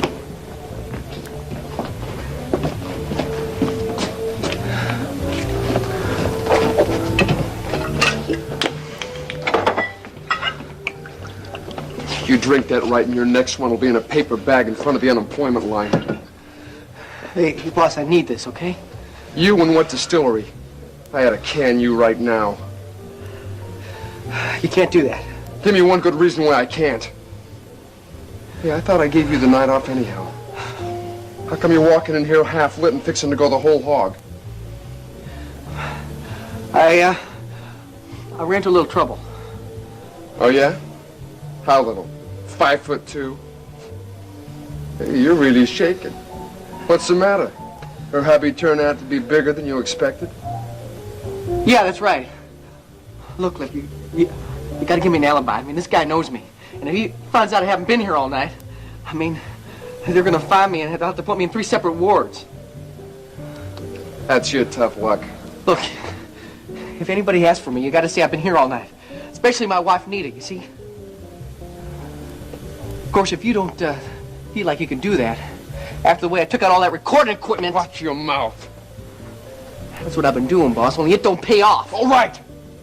All right, I'll cover for you. If your old lady or anybody else asks, you were here all night. Now, you got that? Sure, boss. Thanks. I knew I could count on you. You count on something else, too. You touch one more drop of booze in here and I'll fire you. And then I'll help that husband tear you to pieces so badly that they won't be able to glue you back together. Thanks, boss. Sure thing. Well, it ain't gonna be that easy to get rid of me. Boss.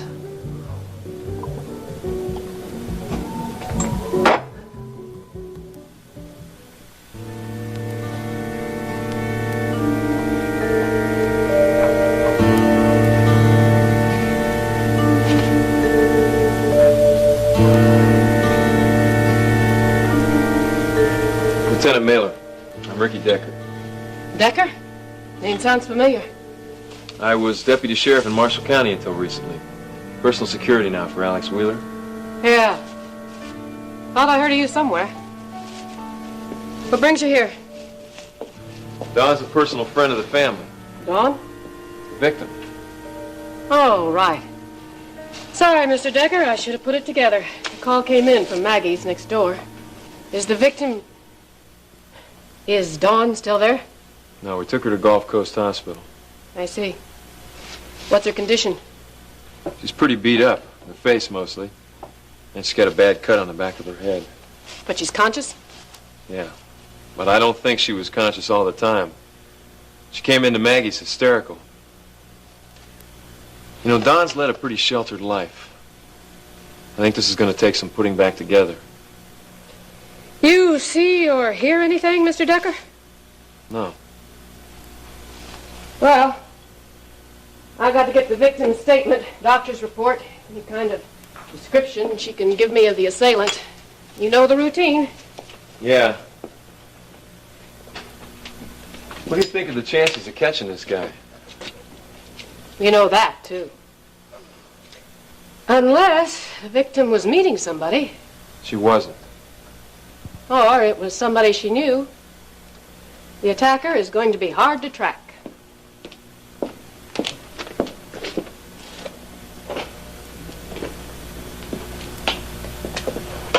Is there any physical evidence? Not much hope. Everything was so busted up. I doubt if we'll get any fingerprints. And if we do, hundreds of people walk in and out of these places, pick things up, look at them.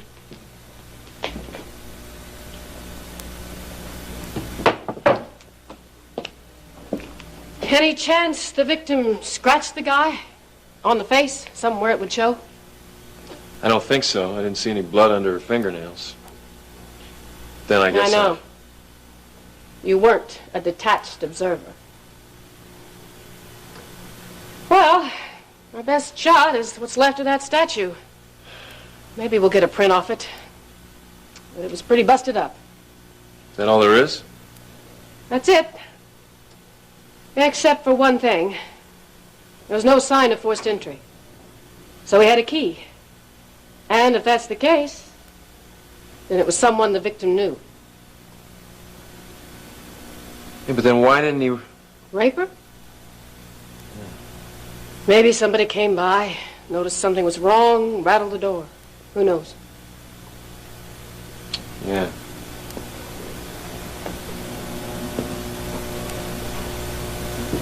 Is there anything missing? I don't know. We'll have to have the manager do an inventory. Let's hope the guy got greedy. Yeah, if he tries to fence something, maybe he'll trace it back. You know the manager? Yeah, I do. It's the victim's fiancé, Dennis Carrington. What's his address? Oh, he lives right here, upstairs. He's out of town right now. Guess I'll have to call him. She's gonna need him. All right. Well, that's it here. Let's go to the hospital. I need the victim's statement.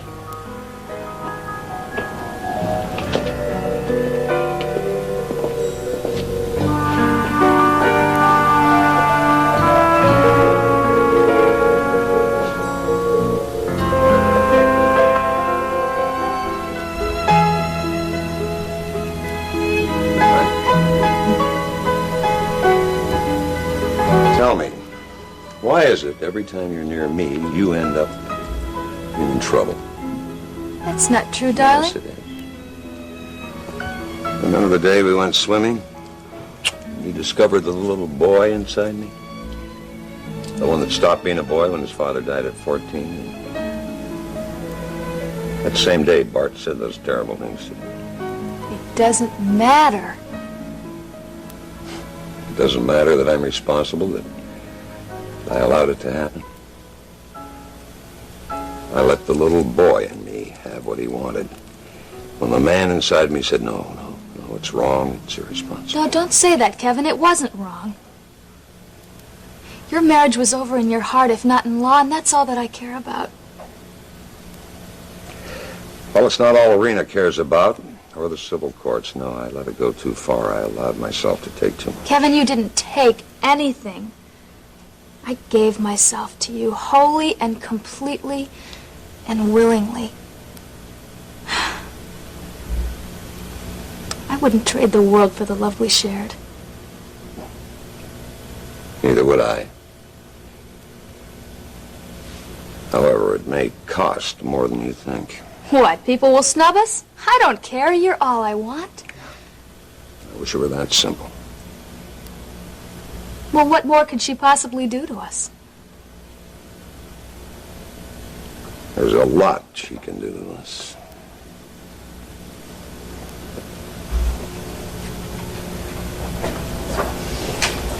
What? What could she do? Courtney, you saw Dr. Sloan before the operation? Yes? Well, that wasn't a social call. He asked me to see him in his office after the operation.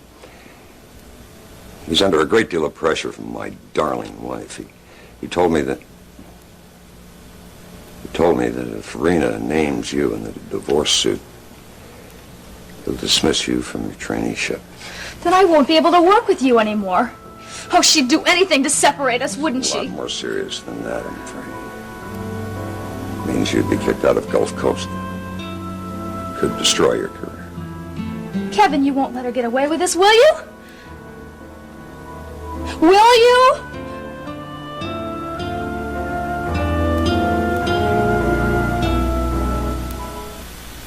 There's only one way I might be able to stop it, Courtney. You'll talk to Dr. Sloan. He has to listen to you. You have an international reputation. They have to listen. I've already talked to him. I used all the influence I had. He's adamant. If the divorce hits the papers and you're named co-respondent, he'll cut you off from Gulf Coast.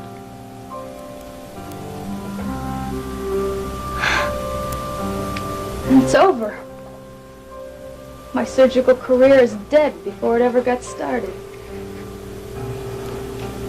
However, I have one weapon left. I can threaten to quit if they fire you. You'd do that for me? Yeah. Oh, damn it! But what if they accept your resignation? Well, I think they'd have a fairly hard time replacing me. It would be a difficult decision. But they might do it? They'd make up a balance sheet, Courtney.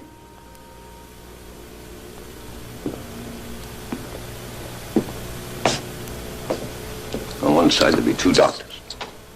One who spent a lifetime building an international reputation. The other, a brilliant trainee. Between them, they've probably given Stryker Bellman several more years to live. The program itself could save millions of lives.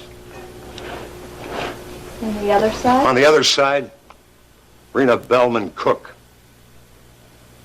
Spoiled, willful, rich, very, very rich, and very well connected in Houston. Her word could cost the hospital millions in grants and gifts. And you're sure which side they'll come down on, aren't you? It isn't fair! No. No, it isn't fair. If they do let you go, will you have to leave? I'm afraid there isn't a hospital in Houston that would touch me. Outside of Texas, at one of the other big centers, like Los Angeles, Boston, New York, Europe, maybe, I'd be welcomed. Well, couldn't you go back to the clinic in Bay City? Rena would cut off the Bellman Fund so fast it would close down in a month. Now, besides, I couldn't do that to Russ Matthews. He's too good a friend and too good a doctor.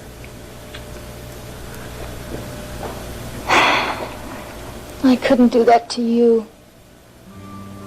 I won't let you throw your career away. How could I stand it if I let you slink away like you had done something that you could ever be ashamed of? Hey, I'm not ashamed. I'm not ashamed of anything. You mean more to me than all of Rena's influence and money. I love you. I want you to be my wife. I love you too. I'm so proud of it. I am so proud of that love. It means more to me than if I were the finest surgeon in the world. You are my world. We will be married just as soon as this is all over. Then you'll be beyond Rena's grasp.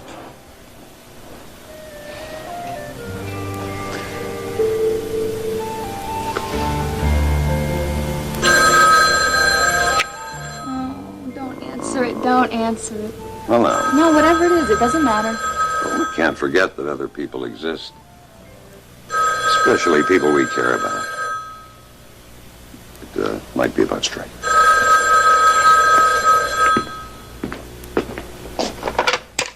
Dr. Cook. Oh, yes, Mrs. Marshall. Is there anything I can do for you? Yes, she is here. Just a moment, please. Courtney, it's your grandmother. I think you should talk to her. Courtney. She should rest now. If the police come, send them to my office. I'll give them a report. I don't want them talking to her until tomorrow. Yes, Doctor. I've marked her chart for a sedative. If she calls before it's scheduled, go ahead and give it to her. And keep me posted about any unexpected developments, even if I'm not on duty, all right? Yes, Doctor. Thank you.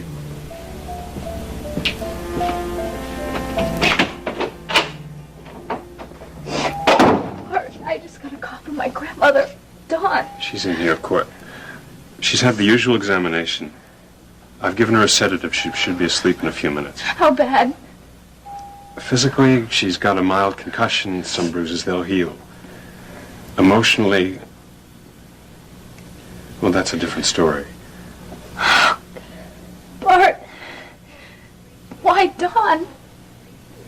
She's been so sheltered.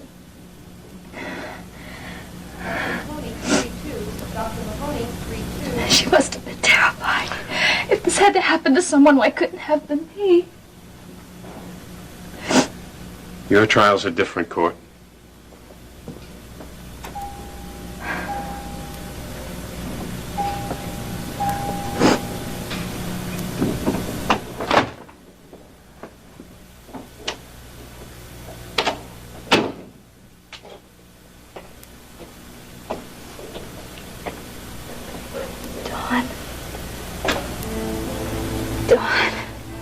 Brittany, hold my hand, please. Oh, you're gonna be all right, baby. I'm here now. And Grandma, she's gonna be here real soon. Oh, Courtney, I'm so scared. Mom, you don't be scared. He can't hurt you anymore, not now. But Courtney, I didn't even see who he was. He could come back, come after me, try to finish what he started. How can I ever look a man in the eyes again without thinking that it's him? Honey, you can't think like that. You can't think like that. And you have to fight it. I can't. I just can't. I feel so helpless. I'm so afraid. Oh, Courtney, I'm so afraid. Please don't let go. Please, you've got to help me, Courtney. Please help me. Okay. Please.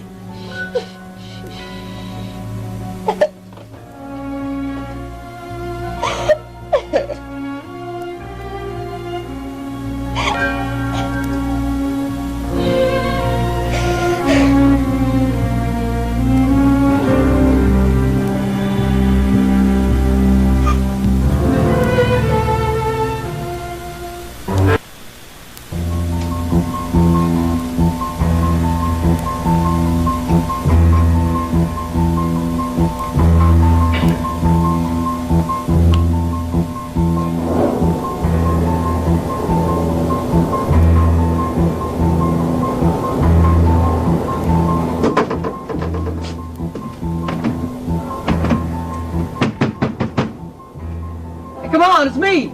Let me in! It's me, Billy Joe! What's going on? Since when are you locking the door on me, huh? You're still up, ain't you? Oh, Billy Joe. Hey, what's this?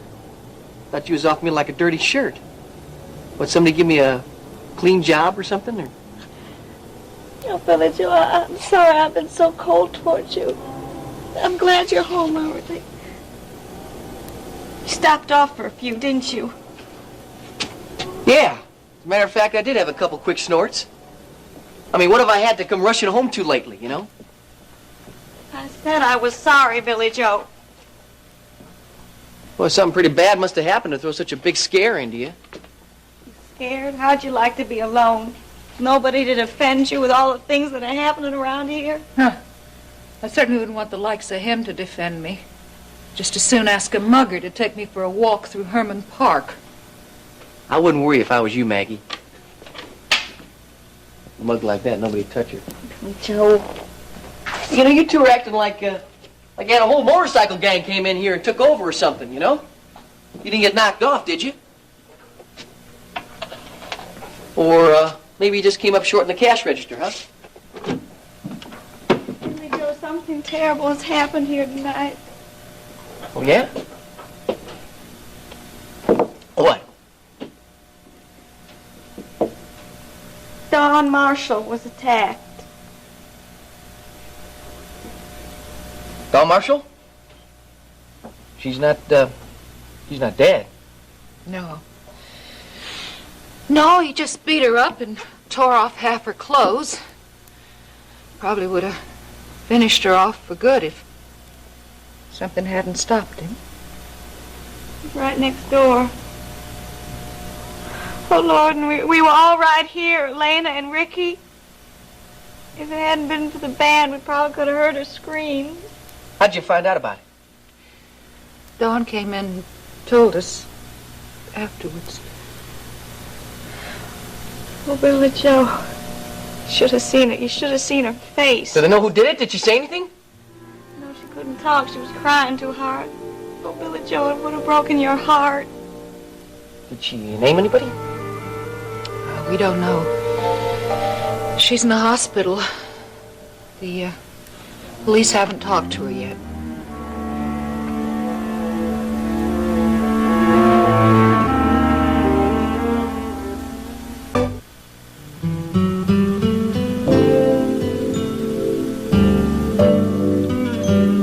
It's the most important meal of the day, honey.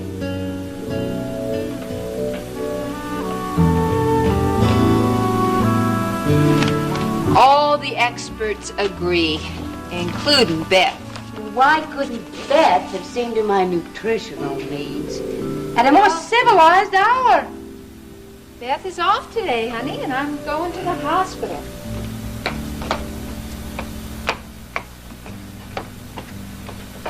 So, you see that if I had let you sleep, you'd have awakened in an empty house with no vitamins and no minerals. I'm not too sure about the vitamin content of coffee and well-done toast, but thank you. Honey, to be honest, I really wanted to talk to you about something besides your diet. What thing is that? Now that we're all being honest here. Alex Wheeler. Oh, no. Where he's concerned, I am on a strict diet. I have lost my appetite for the man and for discussing him. So, if that's why you sounded reveille at this unearthly hour... All right, honey. We will ease into Alex Wheeler by talking about Justin Marshall. Fine. But you will be hard-pressed to find a transition from one to the other. Justin is a perfectly charming young man. He sure is. That's amusing? Only because you haven't seen what's underneath all that charm yet. You haven't discovered the Justin Marshall technique. Oh, Rena, there's no technique. He's intelligent, well-bred, courteous, and, I don't know, charming. That's all there is to it. Oh, yes, he can charm a girl, all right. I've been there myself on occasion. But he works hard at it, honey, and he's been working overtime to charge of you. Oh, you misjudge him. Justin is delightful, and he comes by it naturally. Where you're concerned, it's 1% natural and 99% hatred for Alex Wheeler. What are you talking about? If that were the case, I'd certainly know it. Well, honey, that's the whole point. You're not supposed to know it. That's what all the overtime is all about. Justin is still out to avenge his father's death. Now, I've heard him say it 1,000 times. He's never stopped believing that Alex is responsible for Mike Marshall's suicide. And Justin won't rest until he's destroyed Alex Wheeler. Destroyed? I think it is your imagination that's working overtime. Honey, his hatred runs so deep that even if he killed Alex Wheeler, it wouldn't satisfy him. He wants Alex to bleed. He wants to torture him, to rip away everything that matters piece by piece and bit by bit. And that is why Justin's been paying so much attention to you. Now, he knows how important you are to Alex. And if he can cut in a wedge there between you all, that's just the first step in the Marshall Master Plan.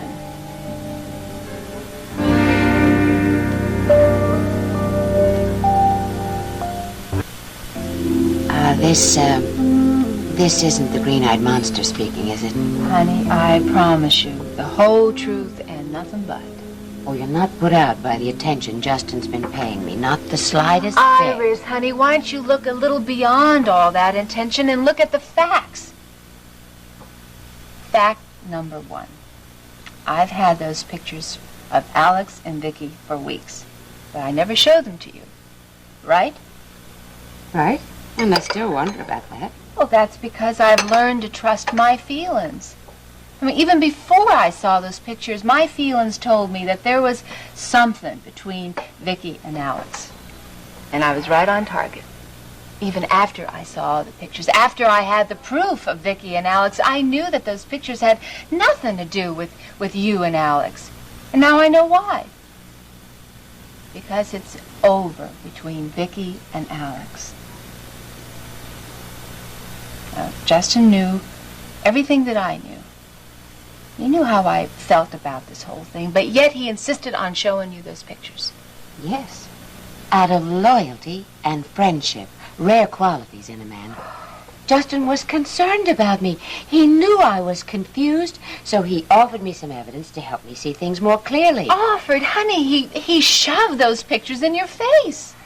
Loyalty, all right. Loyalty to the Marshall master plan. Still, Rena, we know that Alex had an affair with Vicky. Iris, did you expect him to live like a monk for 25 years? Of course not. But he was so dishonest about the whole thing. And the fact that it was Victoria, I don't know. So they had an affair. So what? But he never loved her. Never loved anyone except you. And when he saw you that night at the opera, when you walked back into his life, Queen Victoria's reign ended with a thud. Oh, now that is your interpretation. Alex has seen Vicky since that night, and you know it. Agreed. But why don't we take a little closer look at what happened when they saw each other? Oh, Rena, if you think I'm going to look at those sordid pictures again, you're out of your mind. Well, honey, maybe if you took a little closer look, they wouldn't seem so sordid. Now, here is Vicky going into Alex's office. Here they're talking to each other. And then he kisses her. Well, now we both know that there are all kinds of kisses that say all sorts of things. And to prove that, look. Here is Vicky, and she's hurting bad. Now, what could be so bad about a little old kiss, Unless Alex is kissing her off for you.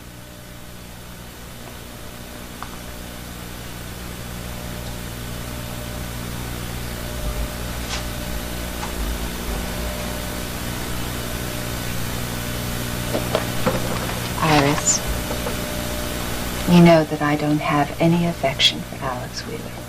And you know why. And you also know how much I care for you. You're the dearest friend I ever had, and I'd never want to see you hurt. But I'm afraid, honey, that that's what's going to happen. If you walk away from Alex, you're never going to be happy. You're always going to be thinking about him and wondering. Isn't that so?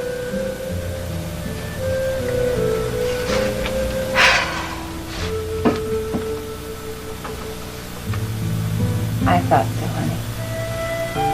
Hear him out. You listen closely to every word, and I'm sure it's going to be just the way I told you it's going to be. Now, honey, I have to go to the hospital. I want you to sit here and think, because the decision you make is going to be the most important decision in your whole life. And don't dawdle about it, because you may not have as much time as you think.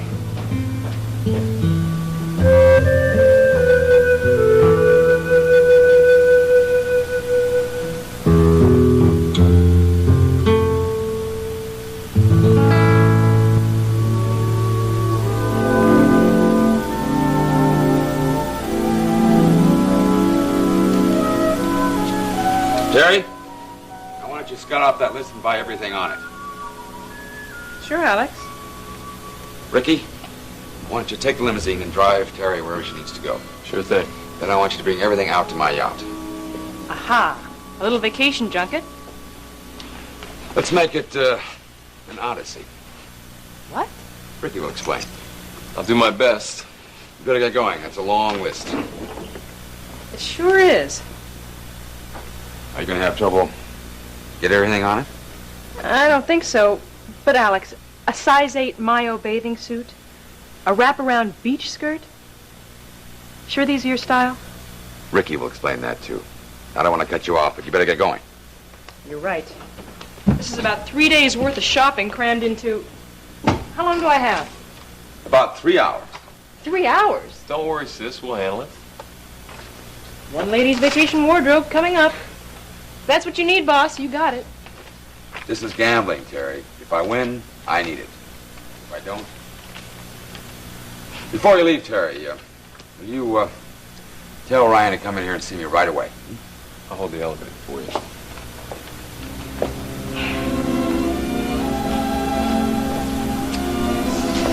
This all sure sounds important. Top priority. I'm through pleading with Iris.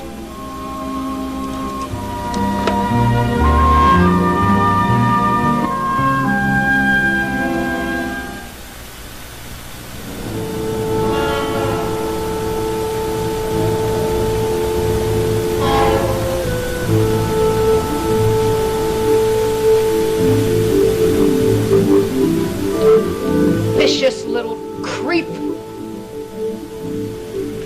He's vicious and creepy, all right. But I wouldn't say he's all that little. Anybody that pull what that rodent pulled, he's bound to be little. I don't care if he is 7 feet tall and he's got muscles like Mr. Universe. Inside where it counts, he is no bigger than a pea, whoever he is. Anybody that would do something like that to Dawn, rip her clothes off and put his hands all over her like that. Maggie, it's so ugly. It's so scary. I mean, Dawn's lucky he didn't... I mean, he could have. Raped her? Yeah, he damn sure could have. How's Dawn? How's she doing? Well, I was talking to Bart Walker a little while ago. You know, Bart is looking after her. And he says they're awful worried about all the beating inside of her head. They don't know whether anything is damaged or not. I wonder if she's able enough to give the police any leads. Oh, honey, I don't think so. He didn't say anything about it. Bart seemed to be talking most about all those awful cuts and bruises all over that pretty face of hers. I know that poor girl. You know, I think that guy must have used something. I mean, you can't gash up a face like that just with your bare hands. I mean, those marks on her face were pretty big and pretty weird looking. Did you see them? Yeah. Well, I don't know. Morning, ladies. Morning. Why so glum, Sugar Puss? Well, it's pretty hard to be bright and chipper after what happened to Dawn last night. Yeah, that's real bad and all that. I'm going to visit her in the hospital this morning. Oh, honey, that's a good idea. I know that's going to give her a little boost. Billy Joe, you're not working this morning. Why don't you come with me? Well, hon, I wish I could, but I was just plain exhausted from working last night. I mean, I really had my hands full. Oh, come on, Billy Joe, sacrifice a little. I mean, it's not every day that something happens like this to someone we know, something so horrible. No, it's not every night I get such a workout. Oh, Billy Joe. Besides, you know how I don't like hospitals. Don't like them at all. Fact is, they depress me. It's my policy to avoid them like the plague. Well, make an exception for a good friend like Dawn. You do go on, Nita, don't you? Besides, Dawn's not such an intimate friend of mine, you know. Not yours either. What's the big deal? I mean, it's terrible she got attacked and all, but it's not like she got a disease or something, or she broke a leg or something like that. Besides, I like to think that terrible experiences along the road of life help build your character a little.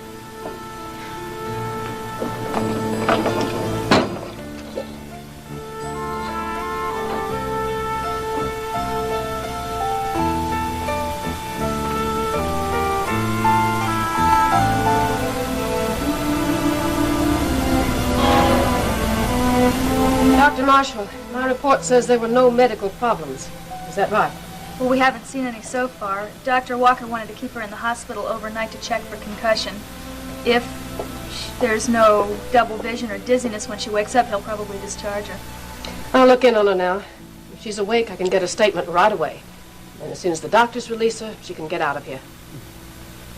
And out of Houston. Dr. Lopez, 3-2. Dr. Lopez, 3-2. Thank you, Lieutenant, for being so thoughtful.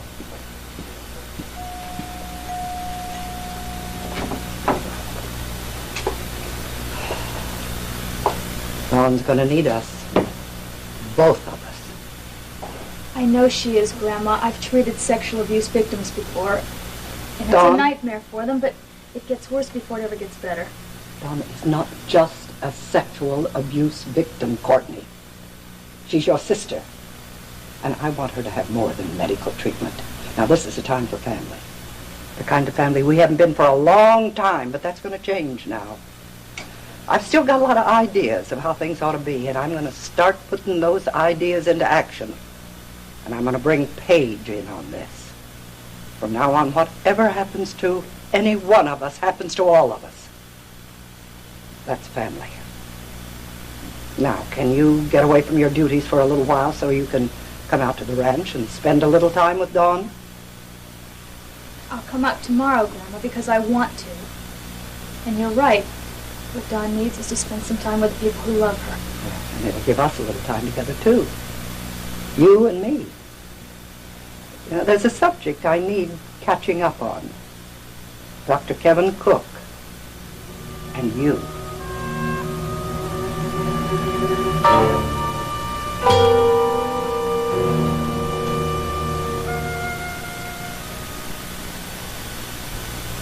No, I can't. Please, I don't want to talk about it. I don't even want to think about it. If you possibly could, you might help us to protect you from a future incident, Dawn. Oh, no. You think he knows who I am? You're saying he might try it again. Only next time There's no time. There's no way we can know that at this point. We can just about predict that if he did this to you, he'll do the same thing, or worse, again, to some woman someplace. Now, the more you can tell us about your experience, the better chance we have of stopping him.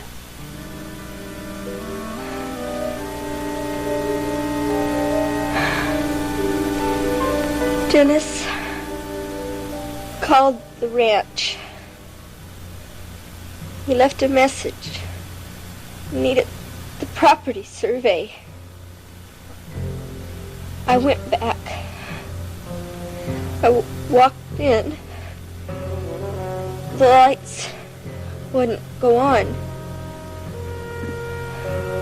I tried to walk to the study, to the office, to turn the lights on there. But there were things on the floor, broken things all over the floor. There was a sound. Nobody should be there.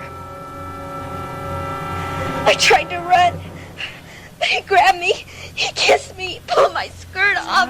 It's all right, Miss Marsh. It's all right. I understand. It hurts to talk about it. Now, I don't mean to make things worse, but we're gonna catch him. Got to have something to go on. To know how tall he was, what he was wearing. I couldn't see. But the smell, the sour smell, the stink of whiskey. He hit me. His hand, his fist. And then his hands were doing other things. Terrible things. It's all right. Did he have a weapon? His hands just kept hitting me. His hands. No sharp object, no broken glass. Just sure his there was hands. no weapon? I could feel them. I don't know. Some of those scratches. Maybe it was a ring. It'd have to be a very large ring, a distinctive one. Those marks could have been made by a ring. And that ring could lead us to the man we want. You know, Dawn, sometimes, even when a victim has no memory of her assailant, if she sees him, in a police lineup, for example. No. No, I've seen him enough. All last night in my sleep. Waiting, looking at me, seeing me. No, never. I never want to see him again. Okay. It's okay. We can manage with that. It's all right. I'll just get a photograph of those marks on your face and... Oh, yes. Just one more question. Is it possible that you could have left the door unlocked when you left the gallery the first time? No. You're sure? I always make sure that the door's locked. We have valuable things to protect. Why are you asking? Well, the gallery wasn't broken into. No picked locks, no forced doors, no broken windows. Could this have been some kind of personal attack? Someone with a key to the gallery have been lying in wait? Someone who knows you? Someone in your life? I didn't even know I was going back there last night myself until I went. And there's nobody in my life. Nobody except Dennis. Sometimes, Billy Joe, sometimes. Sometimes you want me so bad it hurts.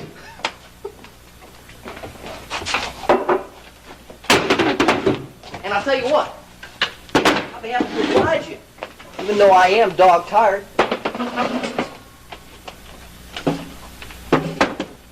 Well, come on, what more could you want?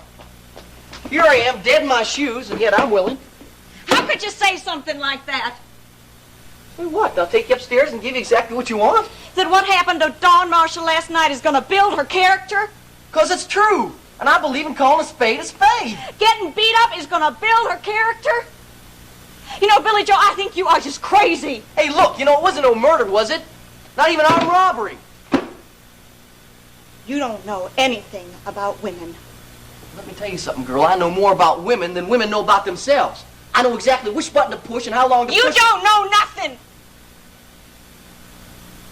Because if you did, you knew what gets stolen from a woman when she gets attacked like that. And what part of her dies. And that is murder, and that is robbery, and that is the worst way. You should have seen Dawn when she came stumbling in here, barely able to walk. I've never seen a woman look so afraid. They look so humiliated.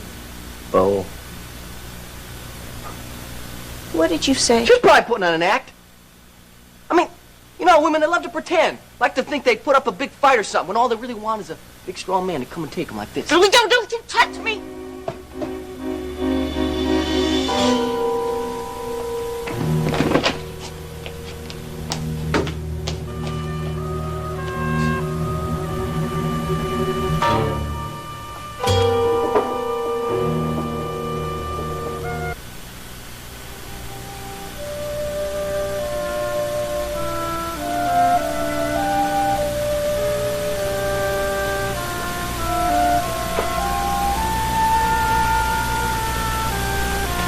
He's still got a long ways to go to recover from the transplant, but he's getting stronger every day.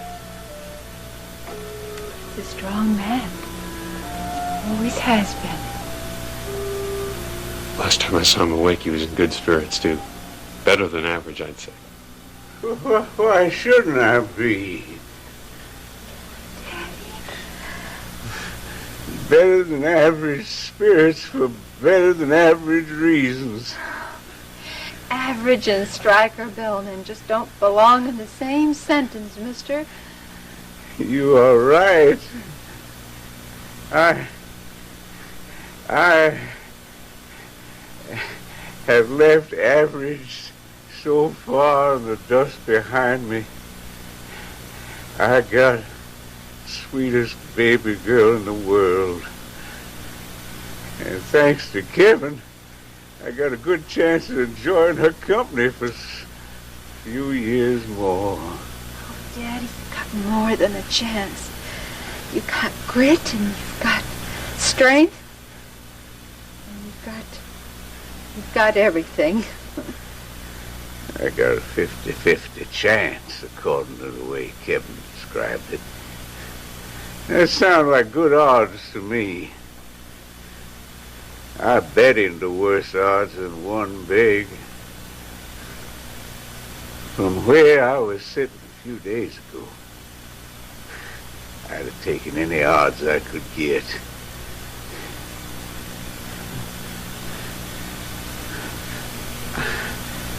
Where is that doctor of mine? I haven't seen him since the operation. Where is Kevin? You know how Kevin's schedule is, Daddy. I sure do. I wouldn't want to deprive anyone else of his doctoring. But I figure he's going to want to look in on his prize patient. Well, I'm sure he has looked in on you, Stryker, when you were asleep. He probably didn't want to wake you up. No, that's not good enough. I want to look him straight in the eye and say thank you for a job well done. I'd be very happy to tell him that for you, Daddy. No, honey. There's some things a man's got to do for himself. Thanking somebody for saving your life is one of them. But you tell Kevin I want to see him when he gets a chance. Sure, Stryker, I'll tell Kevin. No. What do you mean, baby? Well, I mean I think that's enough visiting for today. But I haven't I know you finished two have got a lot to talk about, but Stryker's beginning to look a little tired. And I'm sure this can wait until tomorrow, right, Rena?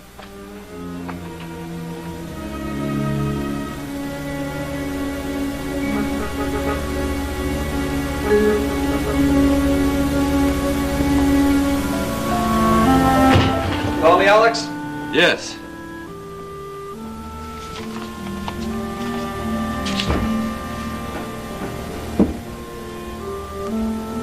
Have you heard anything new about Stryker?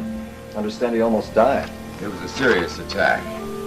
But I hear the new transplant went well, and if the new heart isn't rejected, then he should live a more normal life than even before. Well, I'll try to cover Stryker's absence from the firm. Stryker has a whole staff of young lawyers just chomping at the bit to cover for him. But what I need is a person I can trust who'll cover for me. You. That's why I wanted to see you. Will you? For a week or two? Sure.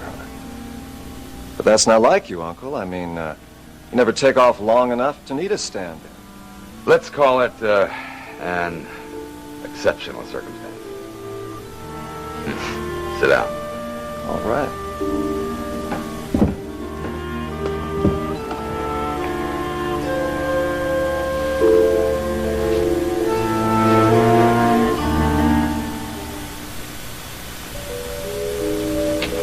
Dr. Brown, 4-4. Dr. Brown, 4-4. All right, Dr. Walker. I put you on this case, and I can take you off it, too. You hear? I hear. But you're the one who'd better listen. Because you asked me to take care of Stryker. You wanted me on this case instead of Kevin. And I meant instead of, not in addition to. Now, I want Kevin away from Stryker. It's your job to make sure he keeps his No. It's my job to take care of Stryker. Bart, part of that is keeping Kevin away from him. Rena, I'm beginning to think you're the one to be kept away. What? Oh, Bart. Rena, I can't allow your problems to interfere with Stryker's recovery. And I'm surprised at you for being willing to take the chance. Well, maybe you'd be less surprised if you knew what it felt like to have my problems. But then, of course, they're not your problems, are they? Aren't they? Oh, they're certainly not, darling. Sorry, cousin, because Kevin Cook is as much my problem as he is yours.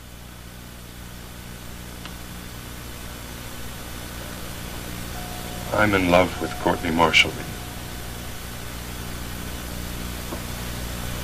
Well, that young lady seems to be quite popular around here. It's funny how her charms seem to completely escape me.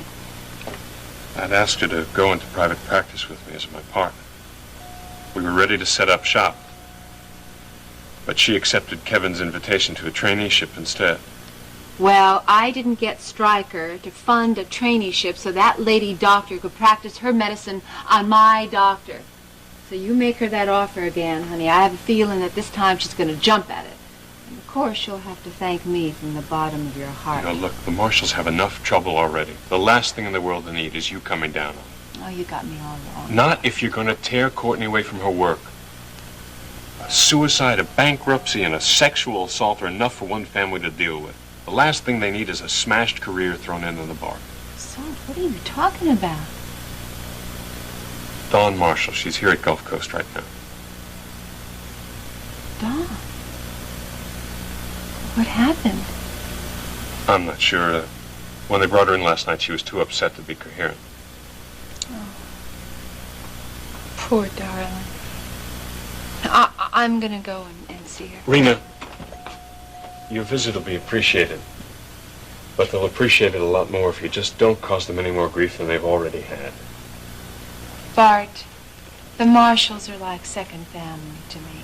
We go as far back as I can remember, even before you came here from San Antone. I would never do anything to hurt them. But Courtney Marshall invaded my territory. She wrecked my marriage. And I'm going to make her pay for it with interest. Rena,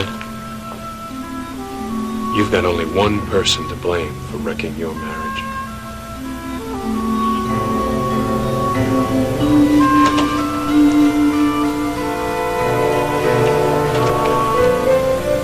So, that's the plan of attack. But I need somebody that I can count on to turn the wheels for me here. You're not planning to fly back to Tangier again, are you? No. The scene's out of my reach for now. Well, at least half of my duty to Sheikh Zaidi got done, right? Getting Princess Yasmin back from Tangier? Uh-huh. I'd say that weighs in it more than half. I think Sheikh Zaidi would agree. Well, thank you. Look, Alex, I have to get the marriage to Yasmin annulled. The one that I used to get her out. But, well, there might be a problem. You see, Yasmin's scared about starting a new life in this country, and, well, she's very unhappy about doing it without me. Ah, I guess Jenny's not too delighted about you being married to another woman, even though it's a phony marriage. Huh? No, I think she understands. I sure hope she does. But the sooner the annulment, the better for everyone. You know, if this thing ends with Jenny and I together, I may need your yacht for a honeymoon cruise. How about that, huh? My pleasure, Ryan. But after my cruise. It's all in the limo, Alex. Every item on the list. And Ricky's waiting for you down in the garage? Well, then I'm off.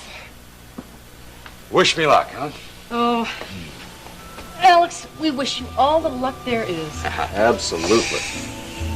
Okay.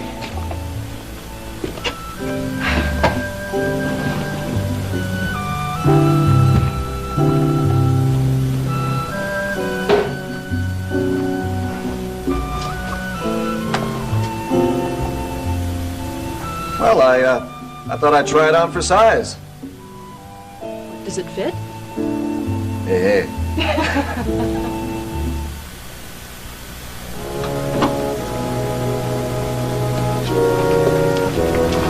Dr. Oates, 3-2. Dr. Oates, 3-2.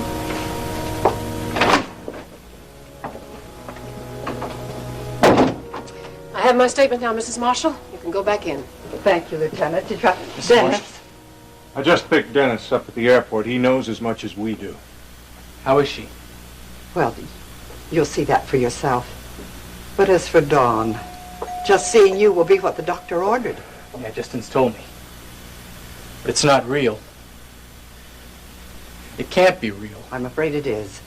And there's nothing we can do about that, but there's a lot we can do for Dawn, Dennis. Why don't you go in now? Excuse me. Oh, excuse me. Lieutenant Mailer, this is my grandson, Justin Marshall. Lieutenant? And this is Dennis Carrington, Dawn's fiancé, the young man who manages the gallery. I know you're anxious to see Dawn, but I'd like to ask you a couple of questions. Look, can't we do that later? We're anxious to get started on this case. Well, all right, if it's that important. First, I'd like you to check your inventory at Western Art very carefully. Today, if possible. If anything was stolen and somebody tries to unload it, we've got a man. Well, fine, Lieutenant. I'll call you later. There is one more thing. We're trying to figure out if Dawn was a victim picked at random by her assailant. Well, how else could it have been? There's one strong indication that the attack was planned in advance. That's impossible. There's no evidence the gallery was entered forcibly. Looks like someone just let himself in and waited for Dawn to arrive. Now, can you think of anyone Dawn knows who might be capable of cooking up a plot like that? Nobody. Nobody would want to. Somebody did. Yeah, Justin. Some freak. Somebody out of control. Not somebody she knows. Nobody she knows could sit around planning to rape her. She wasn't raped. Somebody sure tried. He hurt her, Dennis. He hurt her real bad. Why? Why Dawn? I don't know.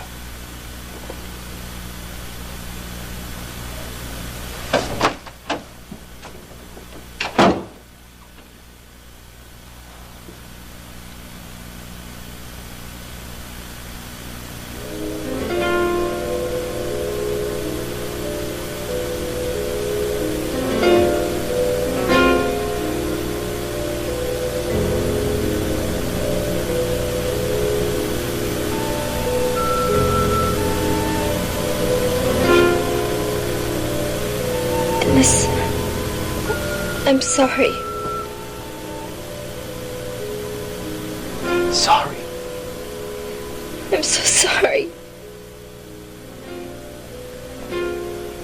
What? I did everything wrong. I should never have gone back there alone at night.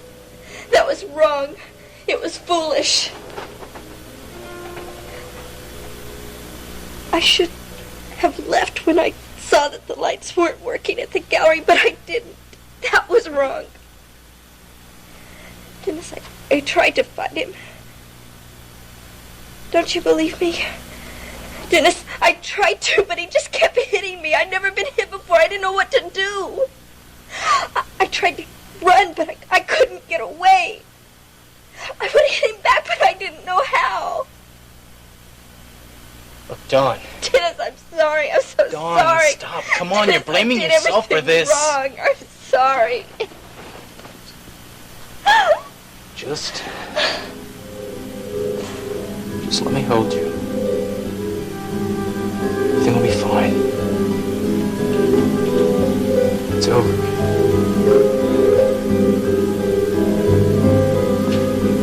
Please stop. What? What? Not so close.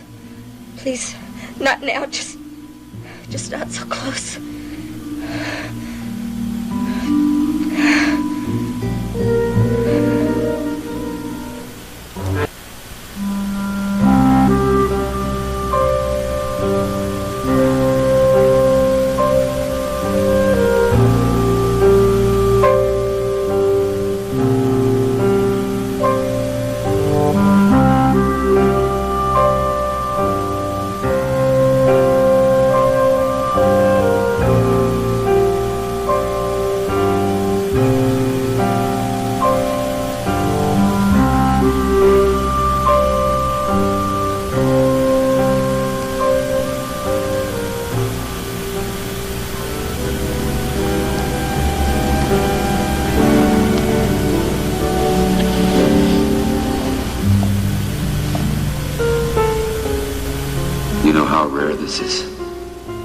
To find what we have found?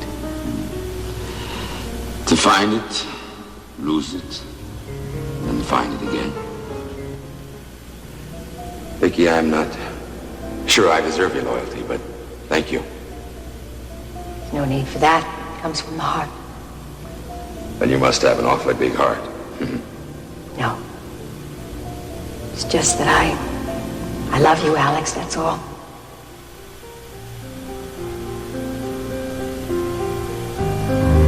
Grand, glorious build-up.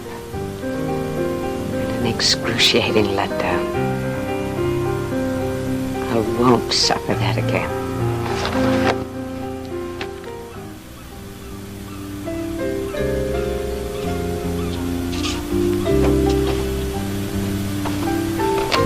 Hello, Oren.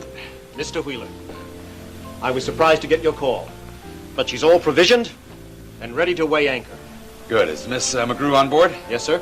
In the master cabin. All right, I want you to have these things taken into her, will you, please? Yes, sir. Good, all right. You know what to tell Iris. I know what you told me to tell her. Can't say as I've ever done anything like this before. Can't even say if it's legal. What does Terry think? Well, she thinks it's the right thing to do, so I'm going to do it, whether it's legal or not. All right, go do it.